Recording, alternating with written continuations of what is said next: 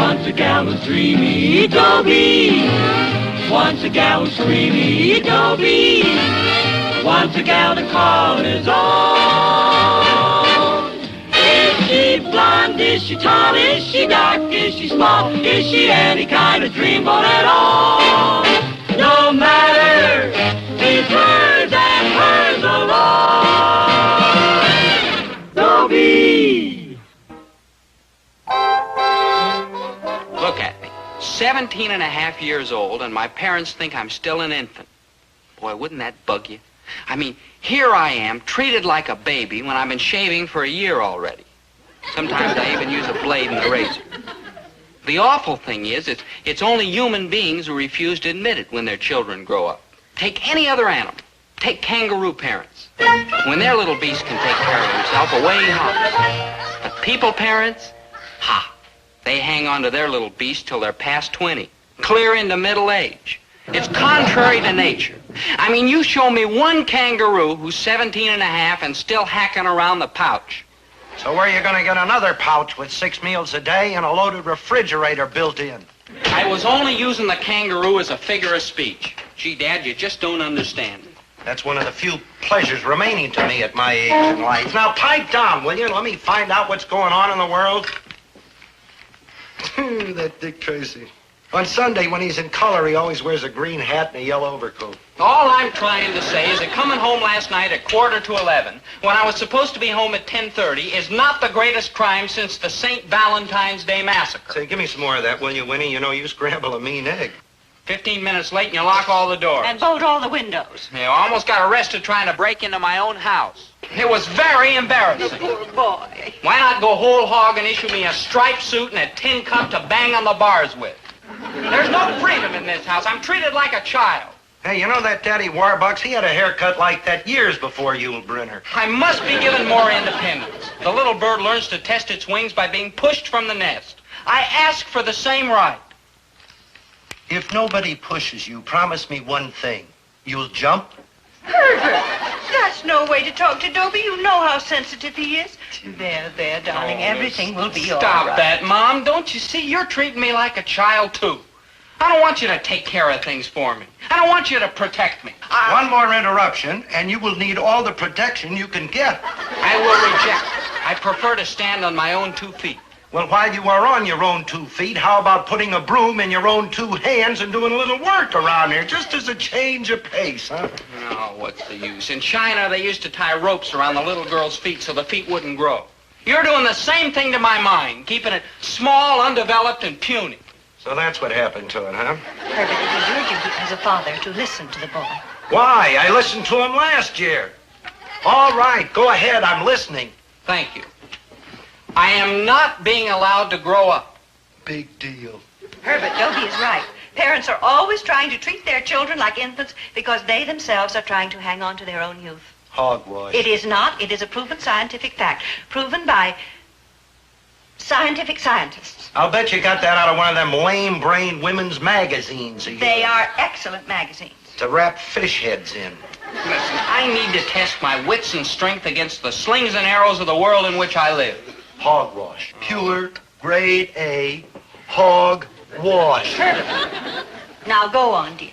Tell us, how can we help you solve your problem? It's simple. Just let me move away from home. Herbert, are you going to sit there and listen to that pure grade A hogwash? Now, hold on. But Dobie, darling, you're only a baby. I'm 17 and a half. Well, an old baby, and they're the worst kind. Mother, you're choking me with a silver cord. Yeah, why don't you try whopping them with one of them scientific magazine articles? Well, that article was about other people's children. Look, there's no sense in getting your hackles up. The boy is not moving out. Now get that straight. Lower your voice. The magazines say that it is dangerous to speak harshly to children. You want him to stay, don't you? Of course, don't you? Well, right now it's 6 to 5, and take your pick. What? Yes, I want him to stay. Now you hear me good, mister. Softer. Little bird, you're going to fly away from the nest.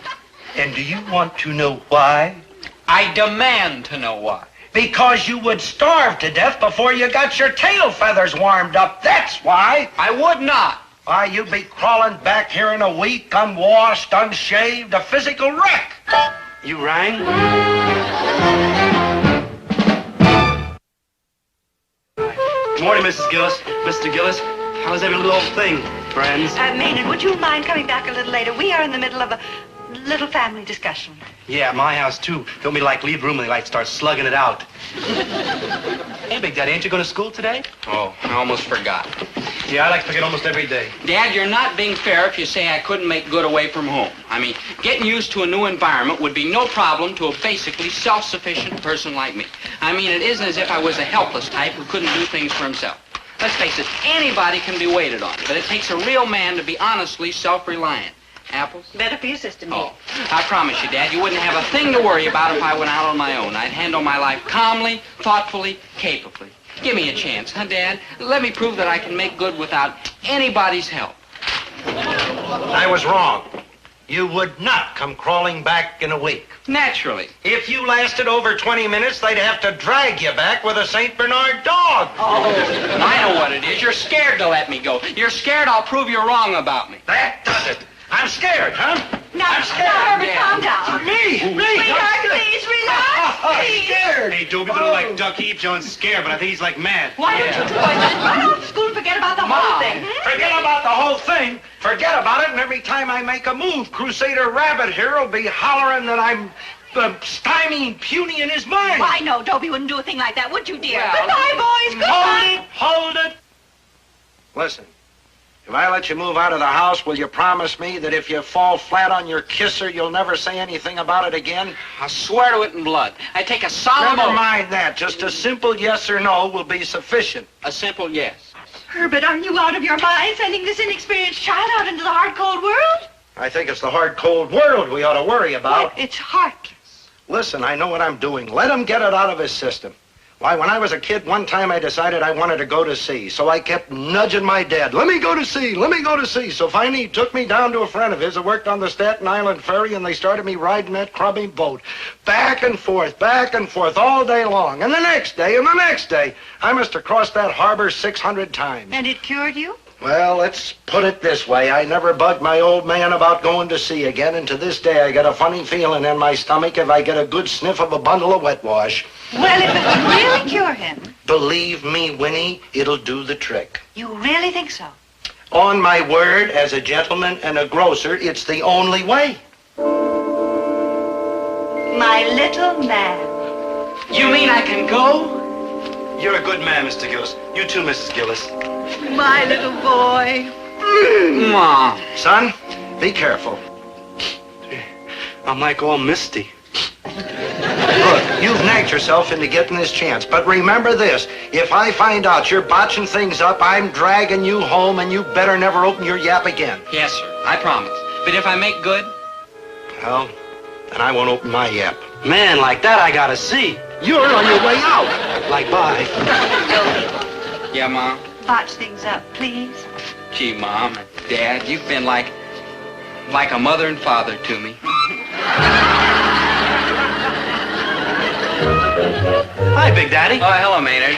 Hey, what you got there? The classified ads. Oh, You know what classified ads are, don't you? sure. Ads. That's right. They're classified. Right. Dope? Yeah? What are classified ads? Maynard. Oh, I can read the words all right, but man, like I don't dig the arrangement. Young man, late model convert, radio, heater, WW tires, power throughout. Looking for young lady with gas credit card. Objective. Honeymoon in Las Vegas. Man, if it's a beat there, Daddy, oh, it like lost me. Maynard, that's a lonely hearts ad. A fella's trying to find a... Oh, never mind. That's not what I'm interested in anyhow. I'm trying to find a place to live. Yeah, the pad ads. Hey, Doe, when are you going over the wall? As soon as I can find something I can afford. And it's very discouraging. They want at least $40 a month for anything worth moving into. All I've got is an advance on next month's allowance, $27.50. $27.50? Man, I thought getting even $10 out of your father was like tougher than wringing blood out of a termite. Turnip. Yeah, turnip. Yeah, the old brain did it, Maynard. I showed him how much money he was going to save when I moved out of the house, and Mom made him give me the difference. After he got through crying, he was very nice. Good thinking. Yeah. The uppercut to the wallet gets him every time. Yeah, take food. You see, I eat anywhere from 3 to 8 meals a day. plus snacks in between and extras on weekdays, every day of the month. Ooh, that's like 10 or 12 bucks shot right there. Yeah, and I won't be using the telephone. Look what that'll say. A fistful. Yeah, and electricity for my room and for the television. Wow, that's a wad, at least $3. Yeah, laundry and hot water for baths and shaving and like that, you see. And there you left me. It's a monumental piece of strategy. But I still don't have enough dough. I don't... Wait. Maynard, have you still got those hubcaps, you know, the ones you bought with the money your grandmother sent you for Christmas? Sure, I'm holding them to like buy a car that matches. Maynard, how would you like to sell those hubcaps and win a free soaring independent soul? Oh, crazy. Where do I go to get one? No. How would you like to be my roommate? Roommate? We'll have a ball. Nobody to tell us when to go to bed, when to get up. Real progressive. Yeah, no orders, no childish regulations, no harping parents. I'm getting the message. Yeah, with the money you'll get for the hubcaps, plus my money, we can rent ourselves a real high-class bachelor apartment and have plenty left over to live on. Pie in the skies, Yeah, we'll be men, not boys. People, not puppets. Well, what do you say, Maynard? Roommate. Roommate! Yeah, oh, man. what a Wait, time bring we'll my have. napkins. No Here, I'll bring water. my- Hold it. You sure you can do it? Huh? I mean, maybe your father won't let you move away from home. You saw the hassle I had with mine. Oh, he'll let me go. How do you know? Well, I told him you was going to do it. So? So, like, who do you think sent me over here to find you? Oh. He even, like, slipped me 10 bucks to, like, push things along. Oh. Roommate!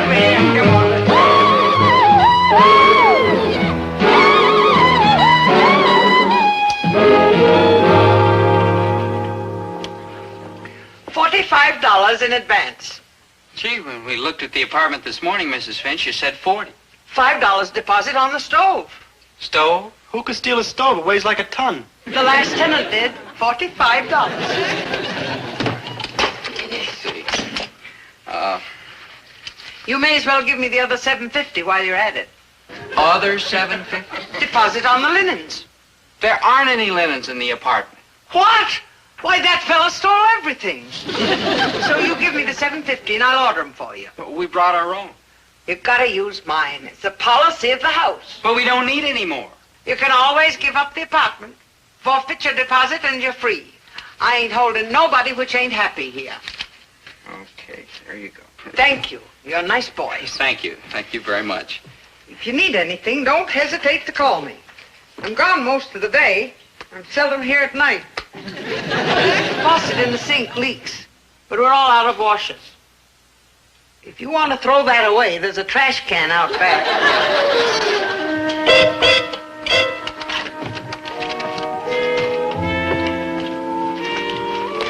Well, here we are. Yeah, Yeah. sure. Nice place. Very homey. Yeah, homey. Yeah. Maynard, I'll take that closet. Ooh, I'll take that big closet there and hey. hang up my shirts and slacks. Maynard, that's not a closet. It's a Murphy bed. Yeah? Yeah, push on it there. You're wrong, Dope. There's no bed in there. Yes, there is, Maynard. Look again. If you say so. Yeah. Oh, I hate to argue with you, Dope, but there ain't no bed in there. It's just a big empty closet. Yeah. Well... Hey, maybe the last guy left something in the refrigerator, huh? Oh, yeah, take a look. Find anything? Ice? That was nice. Ooh. Hey, 10 ways to control fungus in the California redwood. Ooh. Hey, Dope. Somebody left a souvenir of the Garvey Hotel. Commercial rates. Sylmar, Utah. Hey, Dope. Yeah? I kind of feel like sick. Now, Maynard, snap out of it. We're here to have fun, to live it up. Can't take time out to be sick. Yeah. Yeah.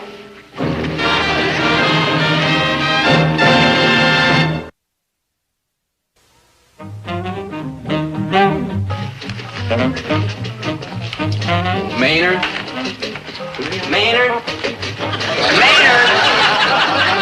What time is it? I think Thursday. No, I mean the hour. Oh, it's probably like around 11. That top layer dish in the sink looks like dinner. Well, that doesn't prove a thing. Yesterday we had lunch at midnight. Yeah. Hey, go take a swing of it like scrounges for tomorrow's breakfast. Oh? Well, what did you... this... An economy gallon tin of popcorn? The cat in the store said it was filling. And, man, we gotta like watch them greenbacks. We're running to the shorts. Maynard, we haven't even been here a week. How can we be running low on money? Maynard, do you have to do that? Do what good, buddy? All that squirming and snapping and wiggling. Man, I gotta do it. I mean, how is the music gonna know that I care? Well, will you stop once in a while? You mean kick it? To be perfectly frank with you, Maynard, it's getting on my nerves. You never said nothing before. Well, it was different before. I mean, when I got sick of you before, I could go home and get rid of you for a while. Yeah, I know what you mean. That was before, but now when I go home to get rid of you, what happens? You're home, too. Kind of spooky, huh? Yeah, I get the same feeling. You do? Yeah, I get pretty sick of you two sometimes. In fact, pretty often. Nothing personally, understand. I understand. It's like what I notice how all the time you're waving your hands around in the air when you talk. Maynard, that's ridiculous. Yeah, man, it's driving me wig. Well, maybe so, but how about the way you snore? Well, you grunt. You keep rubbing the back of your neck. You're always talking poetry and big words you don't even understand. You're always using words that nobody understands. Well, you're always... You know something, Dobe? What? You like hate each other. I know. Nothing personal? No, nothing personal. Maynard, what do you feel like doing the rest of the night? I don't know. What do you feel like doing? Well, I don't know. We could hike over to the malt shop. Well, we can't do that, man. It's like too late.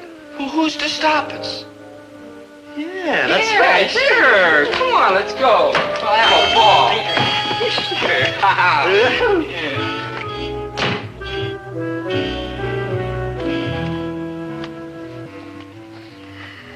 No, it's no fun unless somebody tries to stop us. I know. Maynard, I wish I was home. Who doesn't? Well, we're not going to give up. We're holding out till the bitter end. We are? We are. Yeah.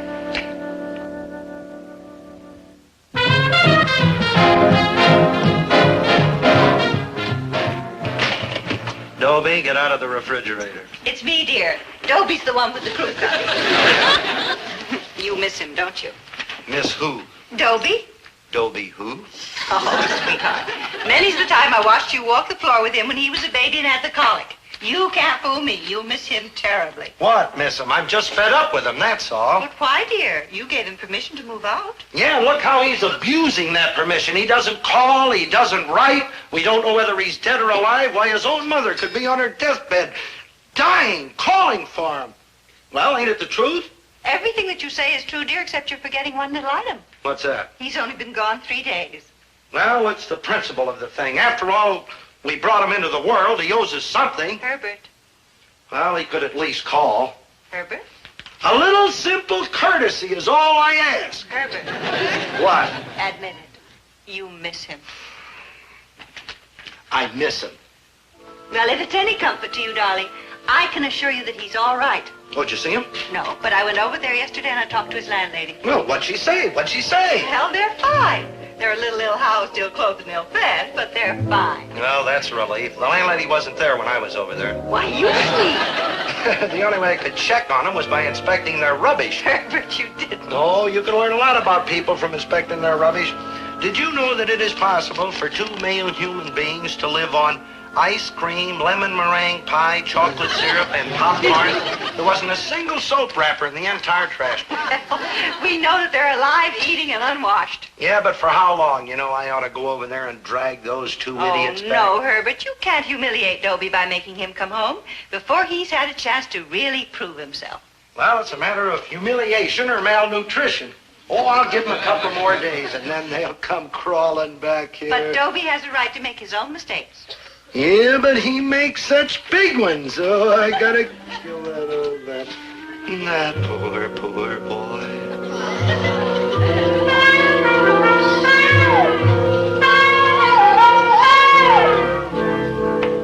Dobie? Maynard?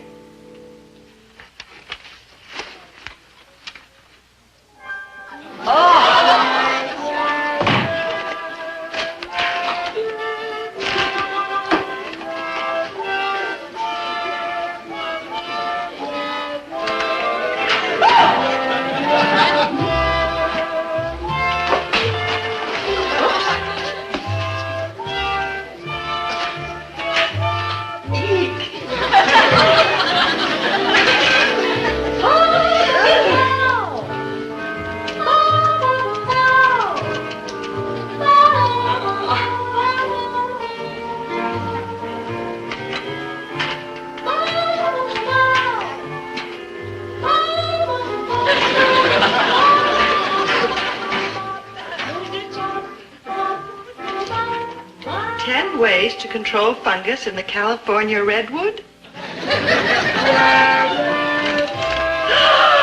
Well...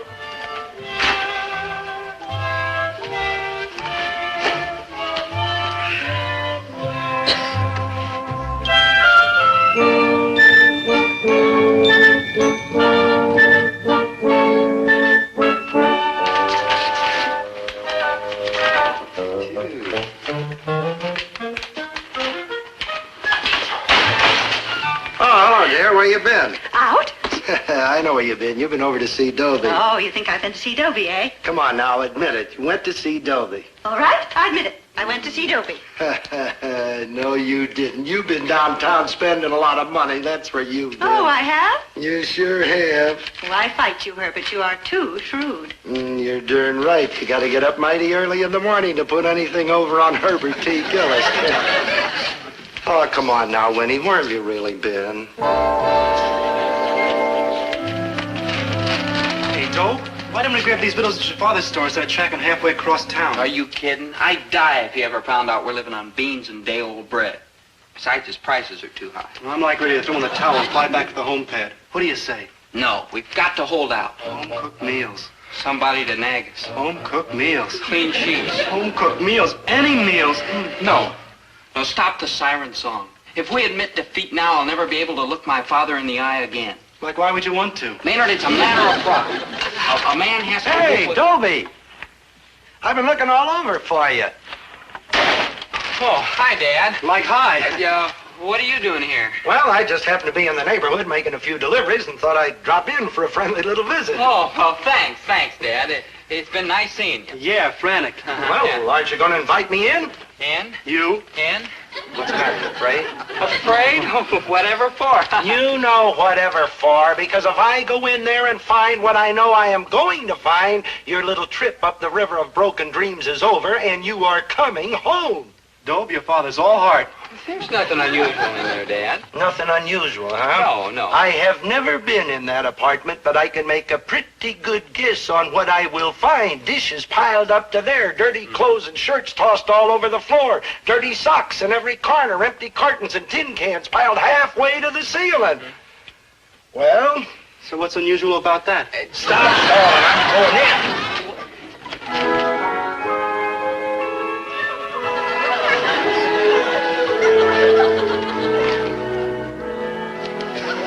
Amazing. It's amazing. Yeah. Like what? Shirts, clothes, clean, neat, hanging up. Naturally. What do you think, we're like sloppy or something? We throw all the dirty stuff in the laundry bag. Yeah, but who cleans them? It's like home. You throw it in dirty, it comes out clean. Yeah. It's full of food. It is? Oh, it is. Yeah. Sure, who gets an icebox without food? Yeah. Son, Now, Dad, look. I owe you an apology. What? You said you'd make good on your own, and you did. Oh, Dad, it was nothing. You've proven your point. You're a man. You come home now, and we'll treat you like one. Well, Son, your mother misses you. I don't know. We're getting kind of used to it here. You can have all the freedom you want. Well, I don't know, Dad. Here I'm my own boss. You can be your own boss at home. Honest, I give you my word. Well, Look, you're an adult now. Come on home, and we'll treat you like an adult. I promise you. well, okay. I guess so. Yeah. Getting like all misty again.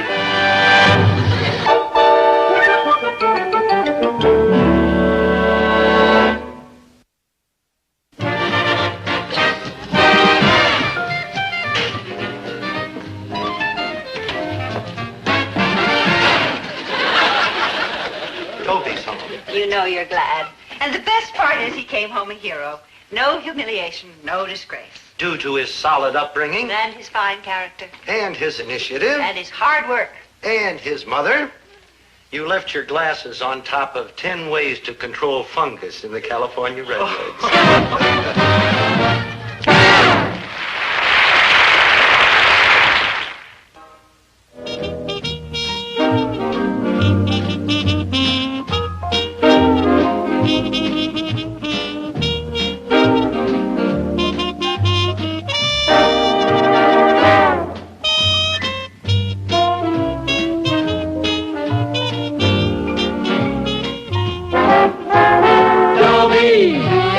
Once a gal was dreamy, Dobie Dobie wants a gal who's creamy. Dobie wants a gal to call his own. Is she blonde? Is she tall? Is she dark? Is she small? Is she any kind of dreamboat at all? No matter, he's hers and hers alone. 'Cause Dobie has to have a girl to call his own. Wants a gal who's dreamy. Dobie wants a gal who's creamy. Dobie wants a gal to call his own. Is she blonde? Is she tall? Is she dark? Is she small? Is she any kind of dreamboat at all? No matter, he's hers and hers alone. Dobie, Dobie.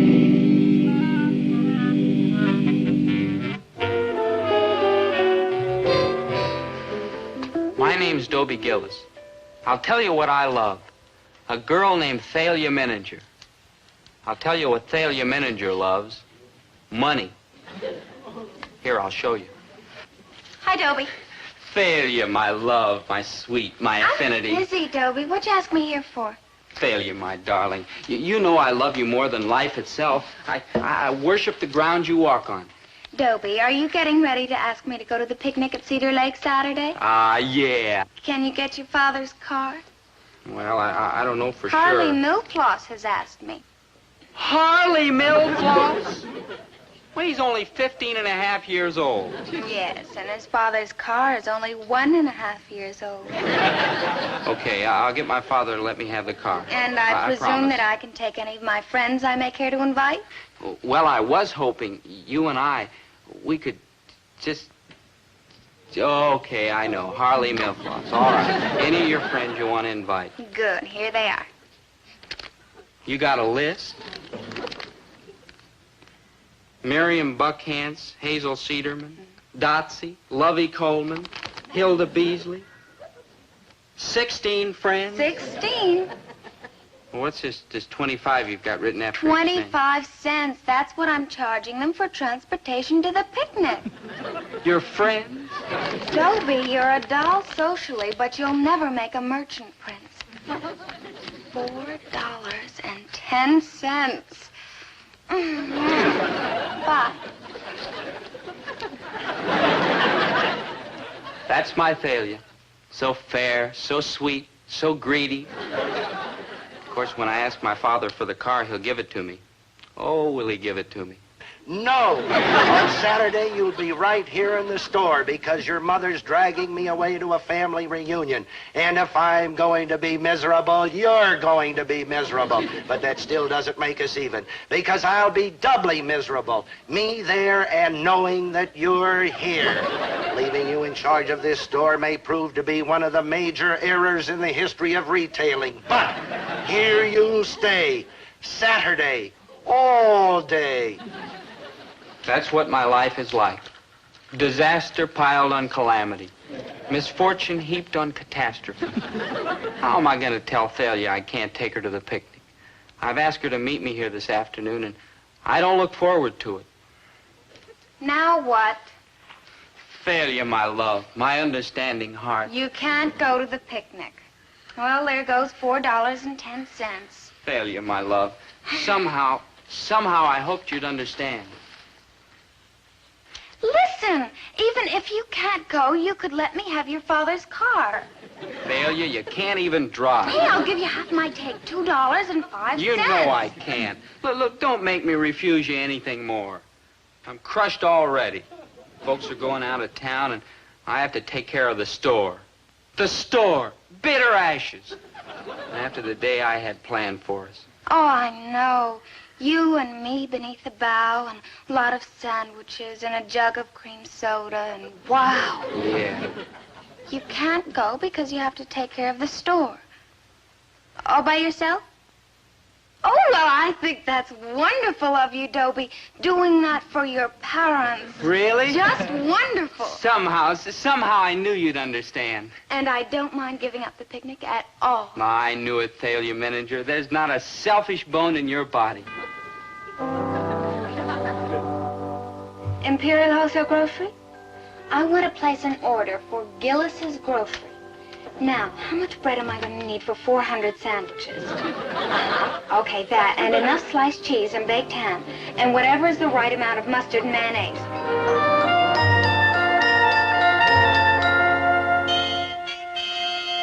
And furthermore, if just one little thing goes wrong, what am I saying? If. Now, Herbert, stop that. Have you got the tickets? Oh, I got the tickets. It's my mind I haven't got. That's it. I've lost my mind. I'm a kook. The next thing you know, I'll be talking to that Maynard and understanding of it. Don't mind him, Dobie. You just be a good boy and take good care of the store and make him proud of you. Oh, I will, Mom. Bye. Have a good time. Goodbye. You see? I told you when it came time to saying goodbye to Dobie, you'd show how you really feel. Dobie, I'm saying goodbye to the store. Hi, Mr. Gillis. Like, Hey, rise and swing, man. The AM's a gasser. Come on, Dobie, we're late for school. Late. Maynard, this is Saturday. How about that? Why so surprised? Happens to you every week. Yeah. Okay. Thalia! Hi. Thalia, is it really you, my love? What are you doing here, dear heart? Well, I've come to help, of course. My darling, I said it yesterday and I'll say it again. Sign There's here, not a please. selfish bone in your body. The man wants you to sign. Yeah. The world has said you're cold, hard, grasping Thalia Millinger, but the world doesn't know you as I do. Thalia? Candy with mustard and mayonnaise? Hey, what's the matter? You against breakfast? I am from now on. Oh, good. It's all here. What's all here? What's all this stuff? Dad doesn't sell that much bread in a week. And all that ham and cheese. Gee, I can't figure why he ordered it. He didn't. Huh? I ordered it. Oh. What do you mean you ordered it? Now, listen, Dobie. You want to do a good job in the store, don't you? Thalia, Well, how why could weren't you smart enough to see that the picnic is today and that you can sell 400 sandwiches and we can make $50? 400 sandwiches? $46?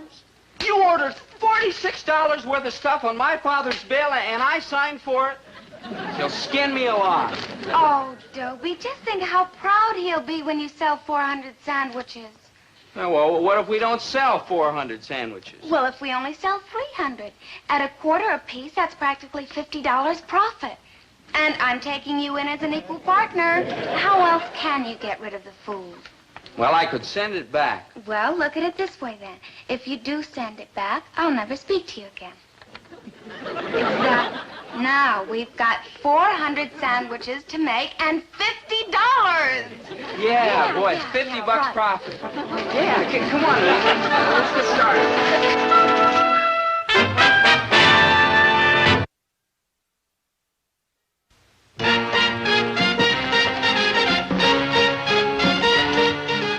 One more batch and we'll have 400.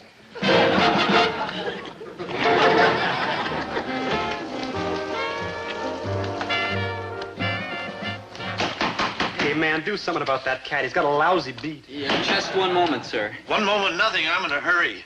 A box of ginger snaps and a large can of sardines. Yes. Ginger snaps and sardines. Oh, cool.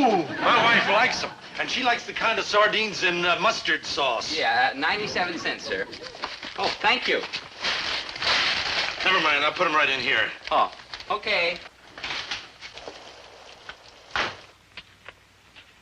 Come on, we're almost finished. Man, did you dig that wild outfit that cat was wearing? Yeah, I haven't seen a slicker like that since... Slicker. Slicker!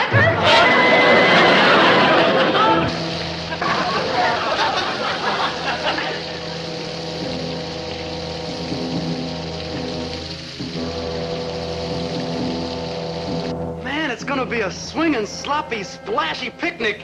You dope, there isn't going to be any picnic. Yeah, that's what he'll do. Skin me alive.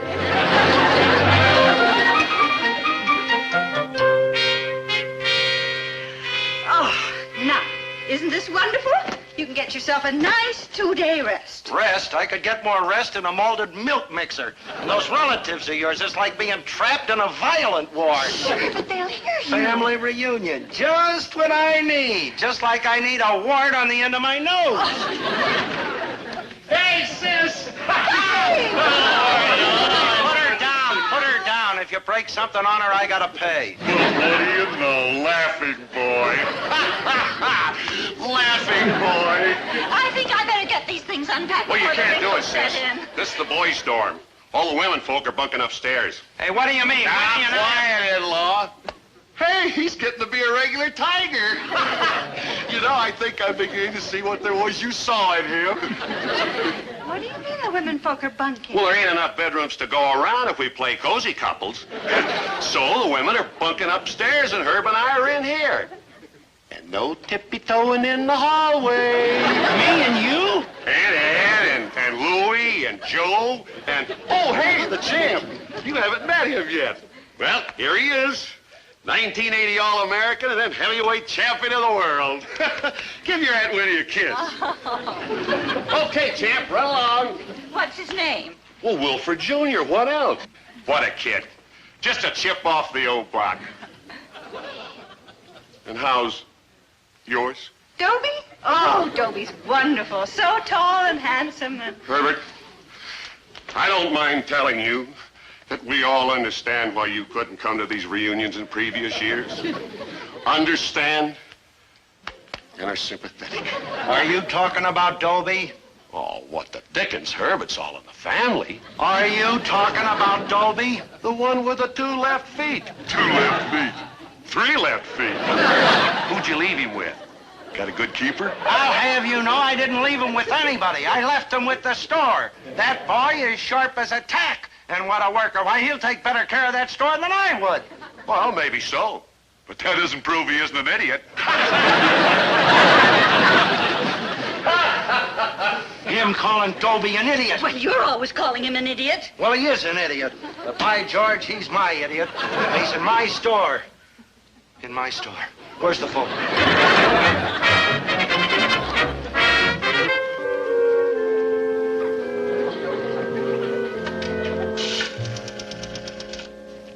Long distance? Give me Springfield, 4682. Checking on the idiot, huh? Checking. Listen, I got a wonderful son there, and I love him. I just can't let a day go by without hearing his voice. Hello? Oh, hello, Dobie. My son? Dad? Yes, Dobie, it's your dad. I just called to see how you are. Oh, I'm fine, Dad. Yes? My son, how's everything going? Well, all right. Sorta. Sort of. Yeah, going sort of good, huh? Well, not exactly, Dad. You see, we made 400 sandwiches. Ham and cheese sandwiches. $46 worth that we got from the wholesalers. On your bill. Yes, Dobie, my son. I'm fine. Business is very good, huh? Oh, no, Dad, it's pouring rain here, and hardly anybody's been in. And the picnic's called off because of the rain. You follow me, Dad? Yes. Yes, I am. Uh-huh. Well, that's why we're stuck with 400 sandwiches. Stuck with... That's right, son. Stick to it. Yes, sir. It's nice to hear you're taking care of the store so wonderfully. Just what I expected. Goodbye, my son. Well, guess you've got to get unpacked yet, huh? You know, it's very comfortable here. Think I'll just sit here and take it easy for a while. Oh, no, you don't. They're all down in the meadow getting ready to start the games. Game? Certainly. Softball, 3-legged race, potato sack race. Hey, who's she talking to on the phone? Mr. Pomfret. He was in charge of the picnic. He's an English teacher at school. I'm in his class. Maynard, you're in the same class. Oh, we are saved! I talked to Mr. Pomfret about having the picnic tomorrow if it stops raining, and he agreed. Thalia, you're a genius. Yes. Now, we'll have to keep these sandwiches fresh till tomorrow. Yeah. Get some cloths that we can soak. Uh-huh. Now, no. Oh, we'll put them in the freezer. That'll keep them. Yeah. Yes. Oh, I'll get it.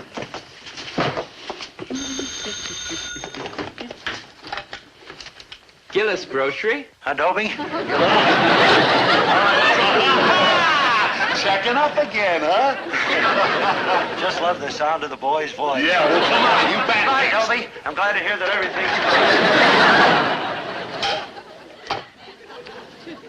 everything's... Yeah, everything's fine. It just stops raining.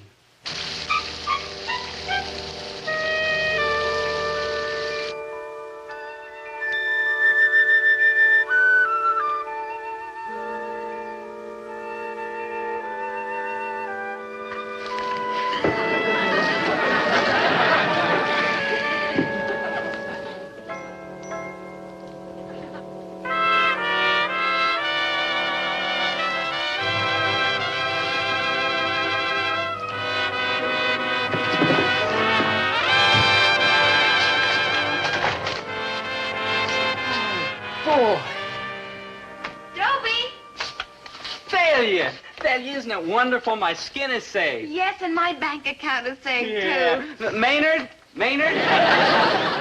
Hey, man, this lower makes a crazy pad.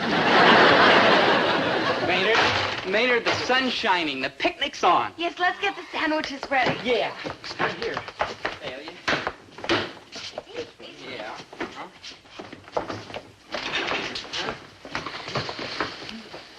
Dobie? Huh? Dobie!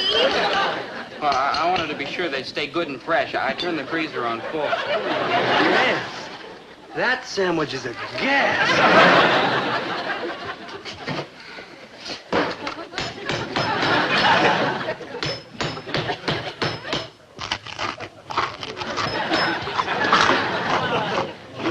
Oh, cool.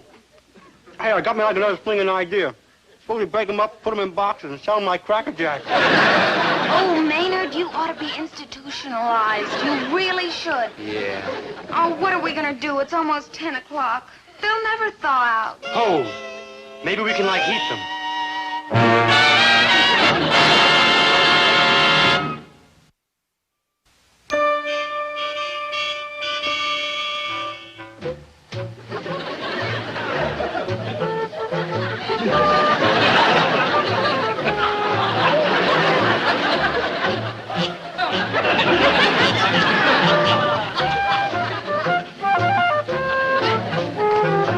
Another batch from off the stove, but we can... What are you doing, Maynard? Man, it says rayon, silk, and cotton, but not sandwiches. Go watch that carton you put in the oven. Well, we can give them their choice. Frozen, toasted, or burned. Yeah, I figure I better not leave the next batch in the oven quite so long.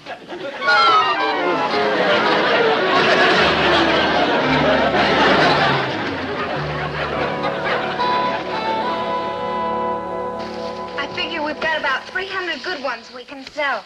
That's $150 if we can get them there on time. Well, we're practically finished. We're closed! Sunday!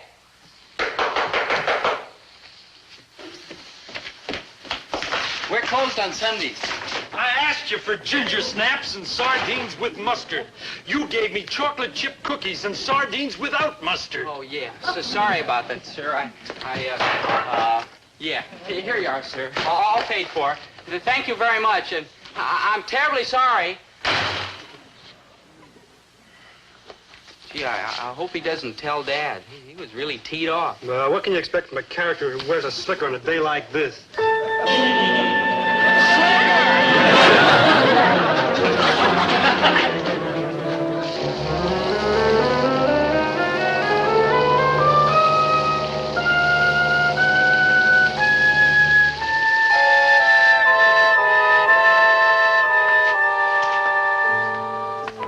Yeah? That's what he'll do. Skin me. Sure. Alive.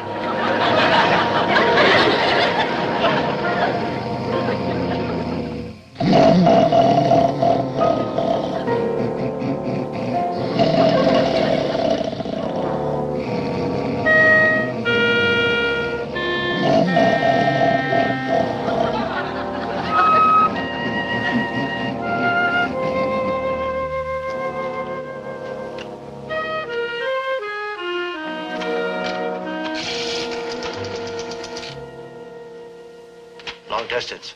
I want Springfield. 4682. Hello? Dad. I couldn't talk yesterday, but I can now. And I want you to tell me what happened at the store. Well, Dad, the only thing we did make 400 sandwiches. 400 sandwiches? And I did hear you right yesterday. And talk plainer. I can't understand you because of all that hammering. Hammering. Carpenters. I know it. Carpenters are there. What are they fixing, Dobie? What did you break? How bad is it? Stop that, Maynard. Oh, don't put me down, man. I'm in orbit. I'm giving that lick Brubeck gave Back Bay Blues out of Cedar Lake Pavilion last year. I said Cedar Lake Pavilion. I don't care about Cedar Lake Pavilion. What's that hammering? What did you break? How bad is it? Oh, nothing, Dad, nothing. Everything's wonderful here. Just wonderful. Bye, Dad. Dobie! Dobie! Dobie!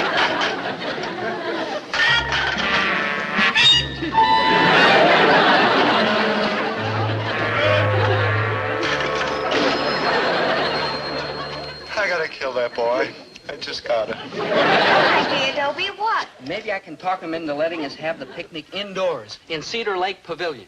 The pavilion is closed Sunday. Cedar Lake Pavilion, we're closed today. I know, but listen, you gotta listen to me. I represent 200 unfortunate, underprivileged high school students, and we were gonna have a picnic out there today in the picnic grounds. It's raining, and we were wondering if we could have the picnic inside your pavilion. Did you say 200 students? Yes, sir, I know you're closed, but, sir, couldn't you find it in your heart to open up the pavilion? Sure, I'll be glad to open up for 200 people. Oh, thank you, sir. You're a real human being. Well, what'd he say? What'd he say? I talked him into it. Oh, my merchant My prince. skin is saved. Joe, call Mr. Pomfret. Tell him we can have the picnic inside the pavilion. Come on, Maynard. Let's start loading this stuff in the car.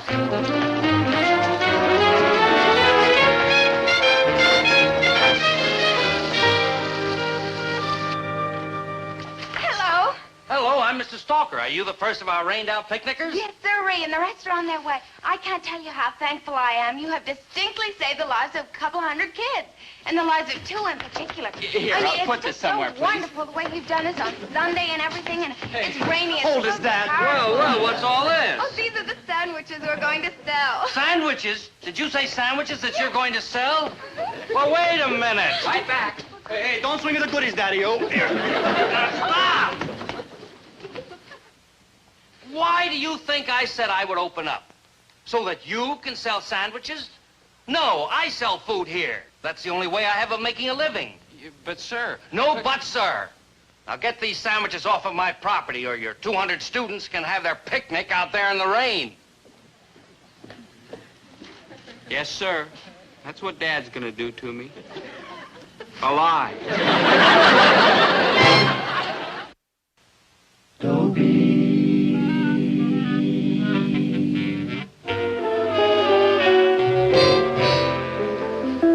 But I was wrong about my father.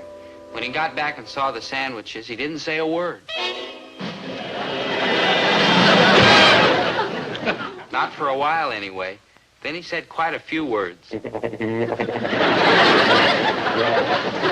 None of which would bear repeating. The gist of it was that I'm going to make up for the $46 out of my lunch money. I don't get any lunch money. Just one of the sandwiches every day until they're gone. I figured it out. I'm going to have ham and cheese sandwiches for lunch for the next 4.5 years. Already I'm getting awful sick of ham and cheese.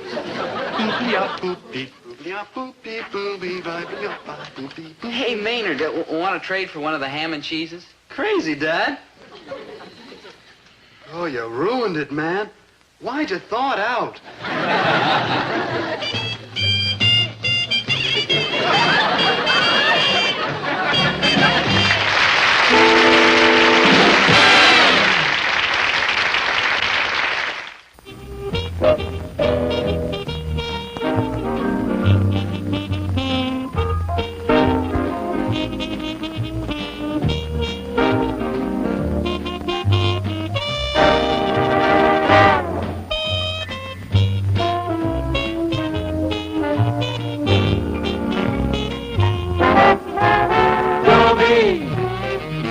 gal was dreamy, Dobie.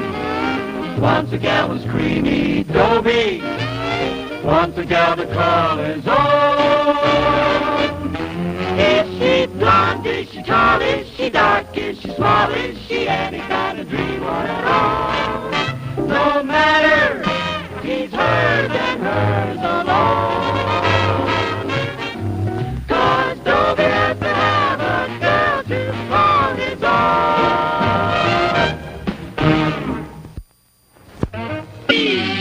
Once a gal was dreamy, Dobie.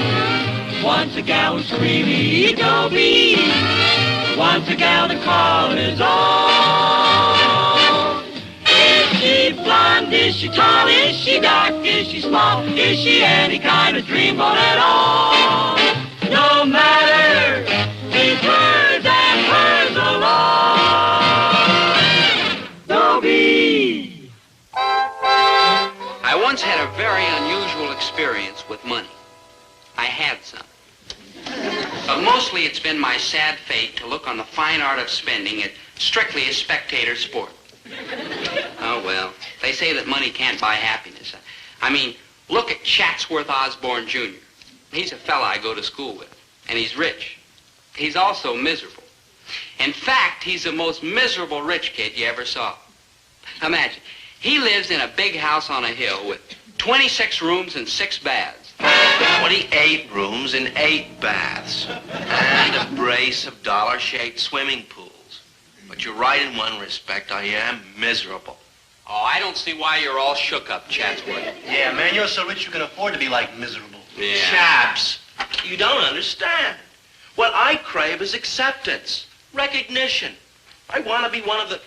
Promise you won't tell moms I used the word. Ma. Ma. For all your crudity and lack of polish, you and this tattered ragamuffin Maynard are accepted members of the group, while I, wealthy, cultured, and desirable, am an outsider, alone and unwanted. Why? The answer is, like, very simple. Yes, what? I didn't say I knew it. I just said it was, like, very simple. Right. Now look, Chatsworth, I don't want to hurt your feelings, but the reason you're unpopular is because you're always looking down your nose at everybody. Of course. How else can you look at them? See, that's the trouble, Chatsworth. You're not one of us. You don't hack around and rub elbows with the other fellas. How unsanitary.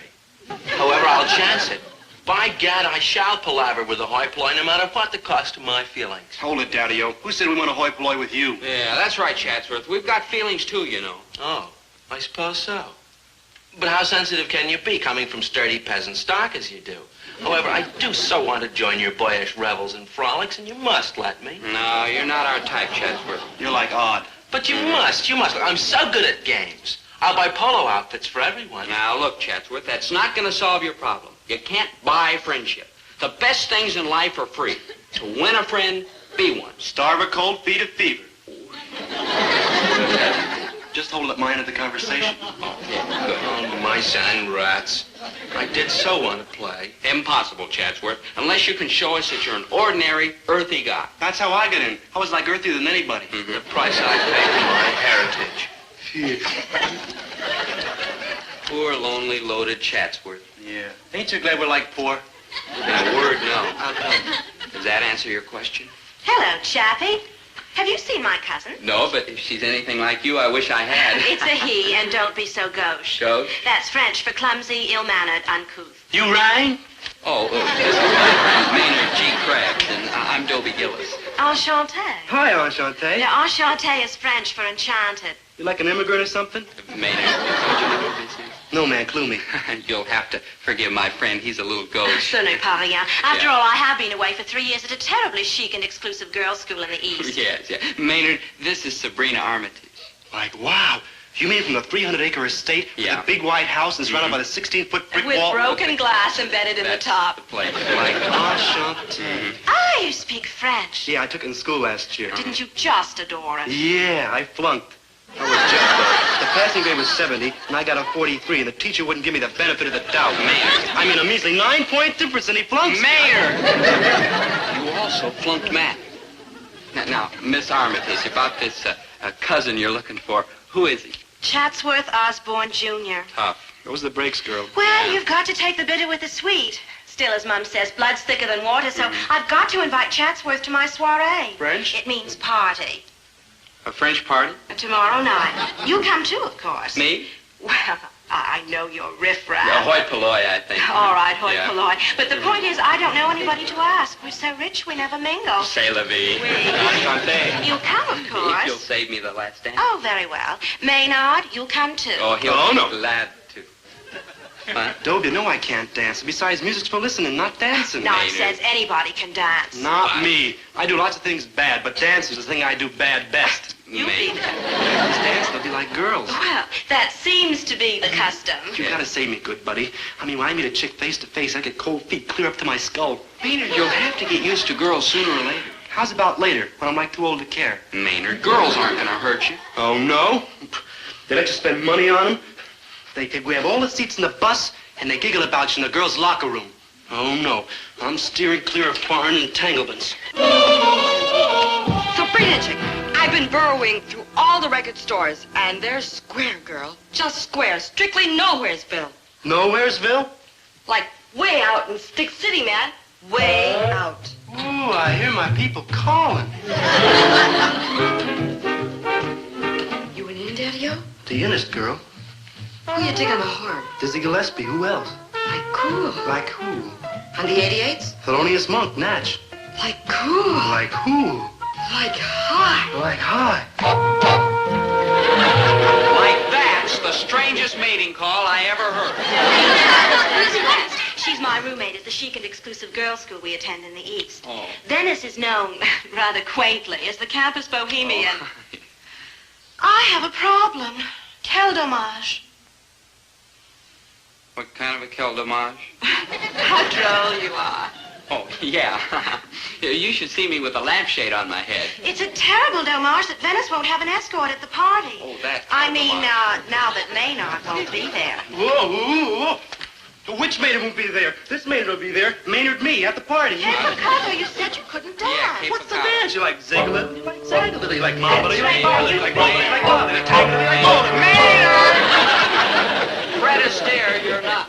Oh, I'd like to. Oh, goodness, we must partay. Fidelio is waiting. Now, be at my house by 9. Come, Venice. Wild horses couldn't keep me away, Dream Princess. Dig you on the second chorus. You know, hot jam says you couldn't shake me loose, cool chick. It will be a rather formal party, so naturally we're dressing. Naturally, there's like laws in this town. Adios, mes chers.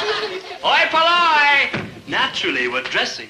What does she think we are? Ghosts? No, she just meant we're supposed to wear our best clothes. You know, jackets, ties, shoe shine, the works. Do we have to? We have to. Man, I told you getting mixed up with chicks was like dangerous. Maynard, is there a law that makes it illegal for you to put on a coat and tie? You know it, man. It's the law of protest. I'm protesting. Cats all over the world are protesting. My whole social group is like protesting. And that's why you dress like that? Like right. I'm an angry young man.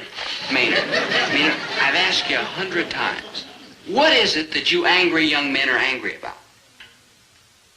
You don't know yet, huh?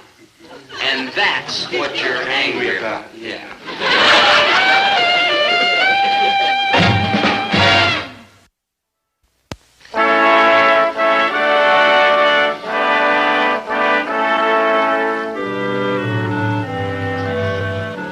Hello, Mums. Oh, hello, child. Well, did you invite Chatsworth Osborne? Yes, I finally found him. And I suppose he accepted. Afraid so. Bad luck. Well, Mums, blood's thicker than water. Not Chatsworth. Well, Did you find some other boys? in a manner of speaking, yes. I trust they'll be properly dressed. Well, I told the mother, and one can only hope. One can only hope. Herbert, you're up to something. What up to something? I'm just using an old business technique. It's called the social butterfly approach. Why, I've been trying to get Mrs. Armitage's business for years and couldn't get past the third butler. But if Mrs. Armitage should take a liking to my son, and my son should remember all of the wonderful things his dear old daddy has done for him and put in a good word with Mrs. Armitage, why, we too might be taking trips all over the world, even farther. Well, I'll be glad to do what I can, Dad, but I must not endanger my social position. Oh, perish the thought. Do not endanger your social position. Just be your own sweet, charming, lovable self. And be sure Mrs. Armitage notices how sweet, charming and lovable you are. Oh, no man can ask for more. Herbert, I don't completely admire your motives, but I'm glad to see that at least you don't disapprove of Dobie's social activities. Disapprove? Why should I disapprove of our son mingling with high-grade people and going into their beautiful swank home? You're not going to trip over or break anything when you get there, are you? We don't want Mrs. Armitage to think us Gillises are a bunch of clumsy oafs, you know. No, don't worry, Dad. I'll be very careful. Oh, that's a good boy. Look at it this way, Winnie. If he gets mixing around with the lifted pinky set, why, the social and business contacts he makes, are you sure you're going to know how to act when you get there? No picking up the wrong cup and knife and stuff like that there, you know, and disgracing the name of Gillis. So I'll be fine, Dad. Don't worry. That's okay. Let's face it, Winnie. If Dobie gets running around with those people, why, things like this don't come along every day in the week. And he could grab, remember how you tripped over that lamp yesterday? That was an accident. Accident, my foot. You just don't watch where you're going. Oh, I can see it now. He goes charging into the Armitage living room, clobbering her hoity-toity lamps. Herbert! Well, I'm worried. Dad. If he gets over there and starts breaking stuff on Mrs. Armitage, why, she'll run for cover every time she hears the name Gillis. Now, Dad, and as for that's breaking dishes, boy, you are a Jim Dandy. You've been mangling ours for years, but so what does that matter? They cost us $4 or $5 a dozen. But you get over there and start subdividing Mrs. Armitage imported plates that she's imported from some important country. Oh, a pulverized fortune. Now, look, Dad. It'll ruin me. Herbert! I forbid you to go to Mrs. Armitage's party. Herbert, you are being completely unreasonable. I am not. I turned this kid loose on my customers, and I'll wind up broke, a bum, a mess. You rang? Oh, another planet heard from. Oh, hi, Maynard. Why, Maynard, you look wonderful. Yeah, you're beautiful, Maynard. Oh, cut it out. It's true. Oh, underneath is the same old me. This jacket's what stones you. Yeah, it's got a nice shine. I like border from my father. Oh? I don't think he wears it much. I found a hooky button in the pocket. Well, it's perfect. The girls at the party are going to fall all over you. Well, that's better than falling all over the furniture. When I think of Mrs. Armitage's delicate Herbert, antiques and what's Dobie is going to Sabrina Armitage's party, and I don't want to hear another word about it. All right. I wonder if my insurance covers delicate antique furniture.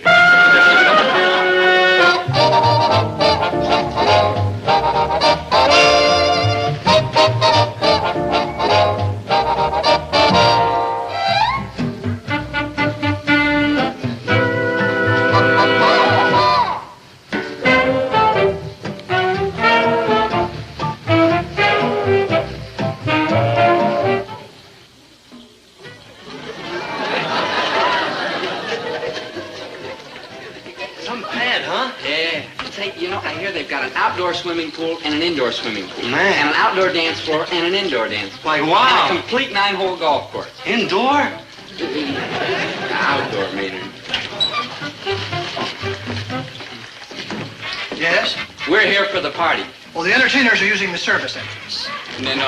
Dobie Gillis and Maynard Krebs. Gillis and Krebs? Like, right. Yeah. Oh, the acrobatic team.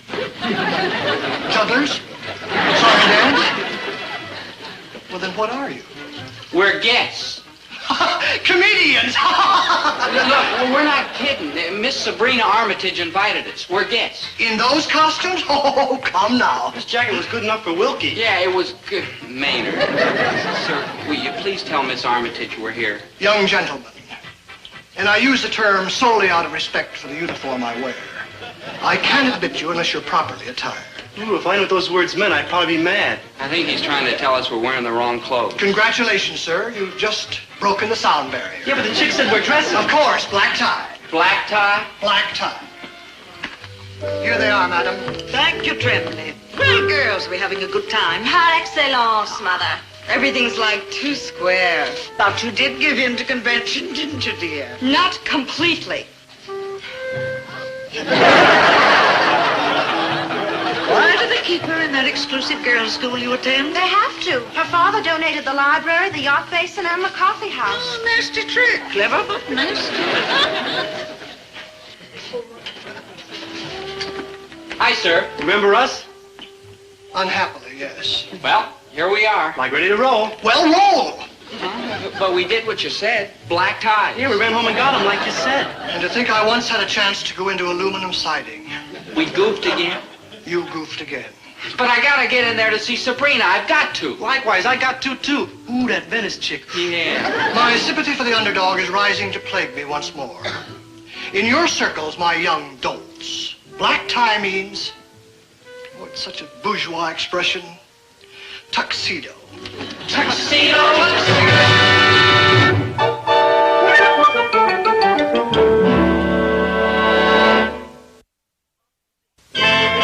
Tuxedo. Where were we going to get tuxedos at that time of the night? All the stores were closed. And even if they were open, it wouldn't have done us any good. Between us, we had maybe enough money to buy maybe one dickie. No. What we needed was somebody who'd lend us tuxedos. A real friend. Well, not exactly a friend. I think the word is pigeon.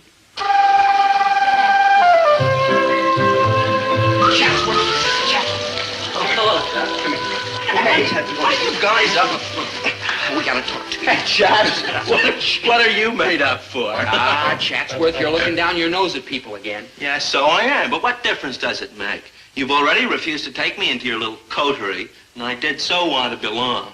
Chatsworth, maybe there's still a chance for you to prove you're a down-to-earth fellow. Oh? Well, pray tell me how? That tuxedo. Yeah, I need it. It'll prove you like earthy. Look, Chatsworth, you've been to 100 of these formal parties. Missing one more won't bother you. But to me, it's a matter of life or death. Maybe both. Oh, I'd love to do it, Dobie. Really, I would. But I must make some sort of appearance at the festivities. And after all, blood is thicker than water. Wait. We'll take turns wearing it.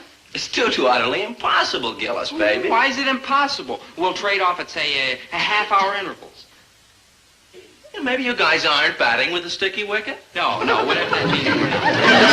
I'm aboard in hoi polloi Vuscast. Fun, yaks, frolics.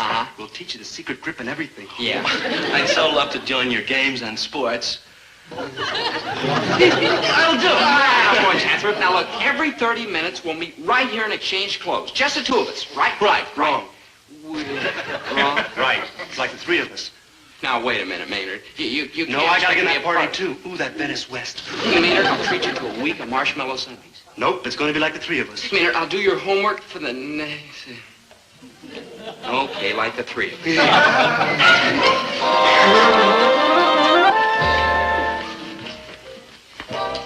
Good evening, I'm Dobie Gillis.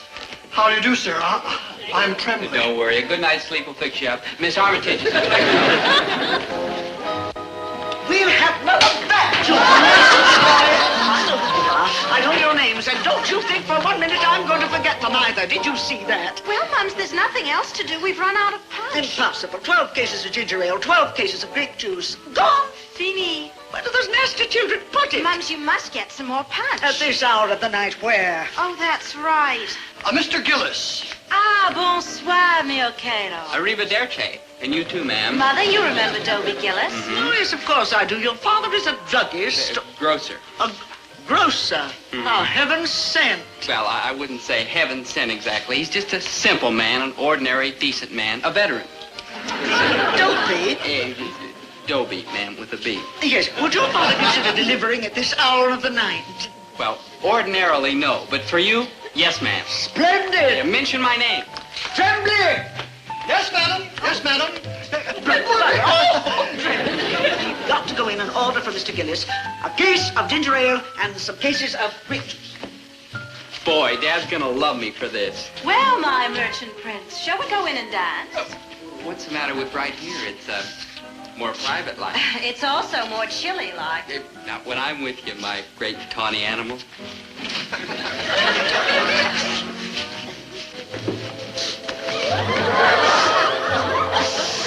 Isn't Dobie's time up yet? 5 minutes ago. I think it's downright unsporting. Give him another psst.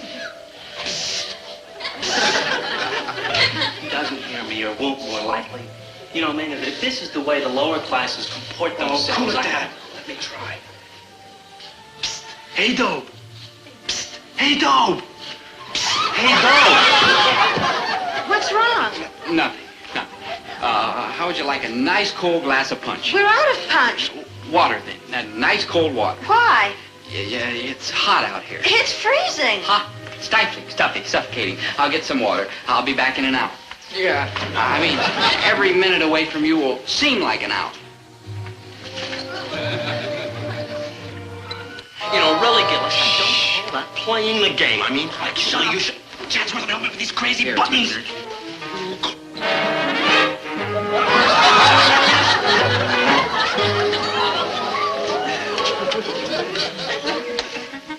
Enchanté, monsieur. I am Maynard G. Krebs. Good evening, sir. I'm Tremblay. Don't worry. A good night's sleep will fix you up.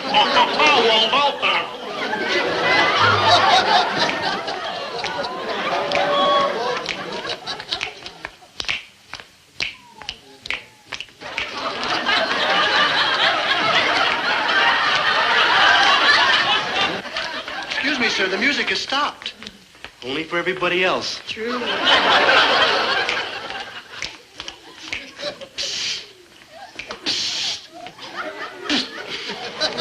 Simply not fair. That's what it's not. I mean, one should surely get a chance to wear one's own dinner jacket. Possess your soul in patience, Chatsworth.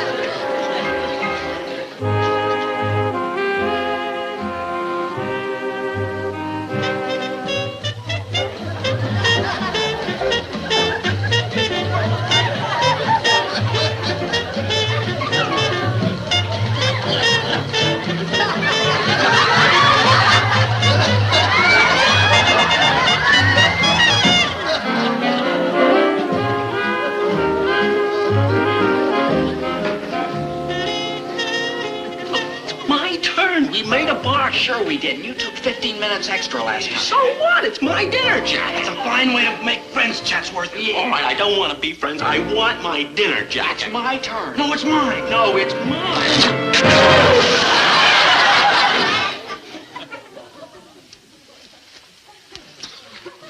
Dobe? Yeah? You got trouble. We all got trouble. Not like you got. No, I don't believe it. I didn't see it. It's a hallucination. That's what it is. It's a hallucination. I'll just close my eyes and it'll all go away. Hi, Dad. It's true. It's true. You know Maynard, of course. Of course I know Maynard. That's the kind of luck I got. And this is I don't care who it is. What are you doing out here stark naked? What's the matter? You finally gone and slipped your trolley completely? Yeah. The biggest house in town, the biggest grocery account in town, the biggest party. I finally get a chance maybe to get into the big dough, and what happens? You're out here running around in your pelt. Now, look, explain the whole thing. Put on some clothes. What? Don't argue with me. Put on some clothes. Take mine, all of you. You're standing around here. No, Dad. Come on, Mr. Dash. You shut up! Actually, Mr. Gillis, it's not wise what you're... When I want some advice from three lunatics, I'll go out to the insane asylum and talk to some people who make sense.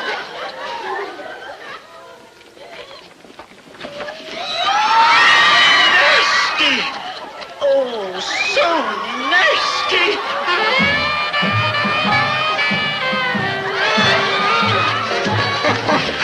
Oh, I gotta kill that boy. I just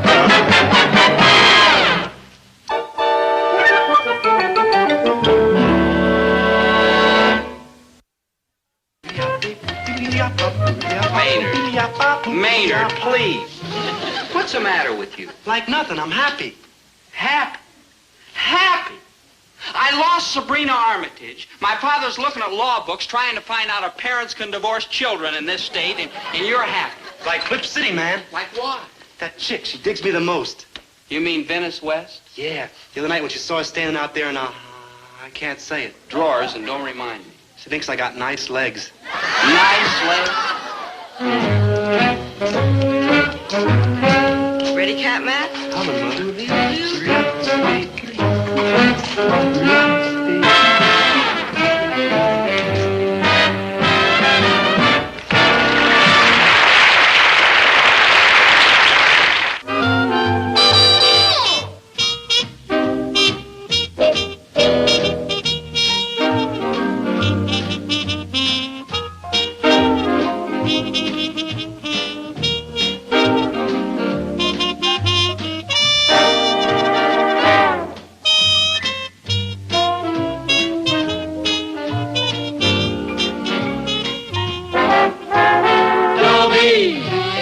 Once a gal was dreamy, Dobie.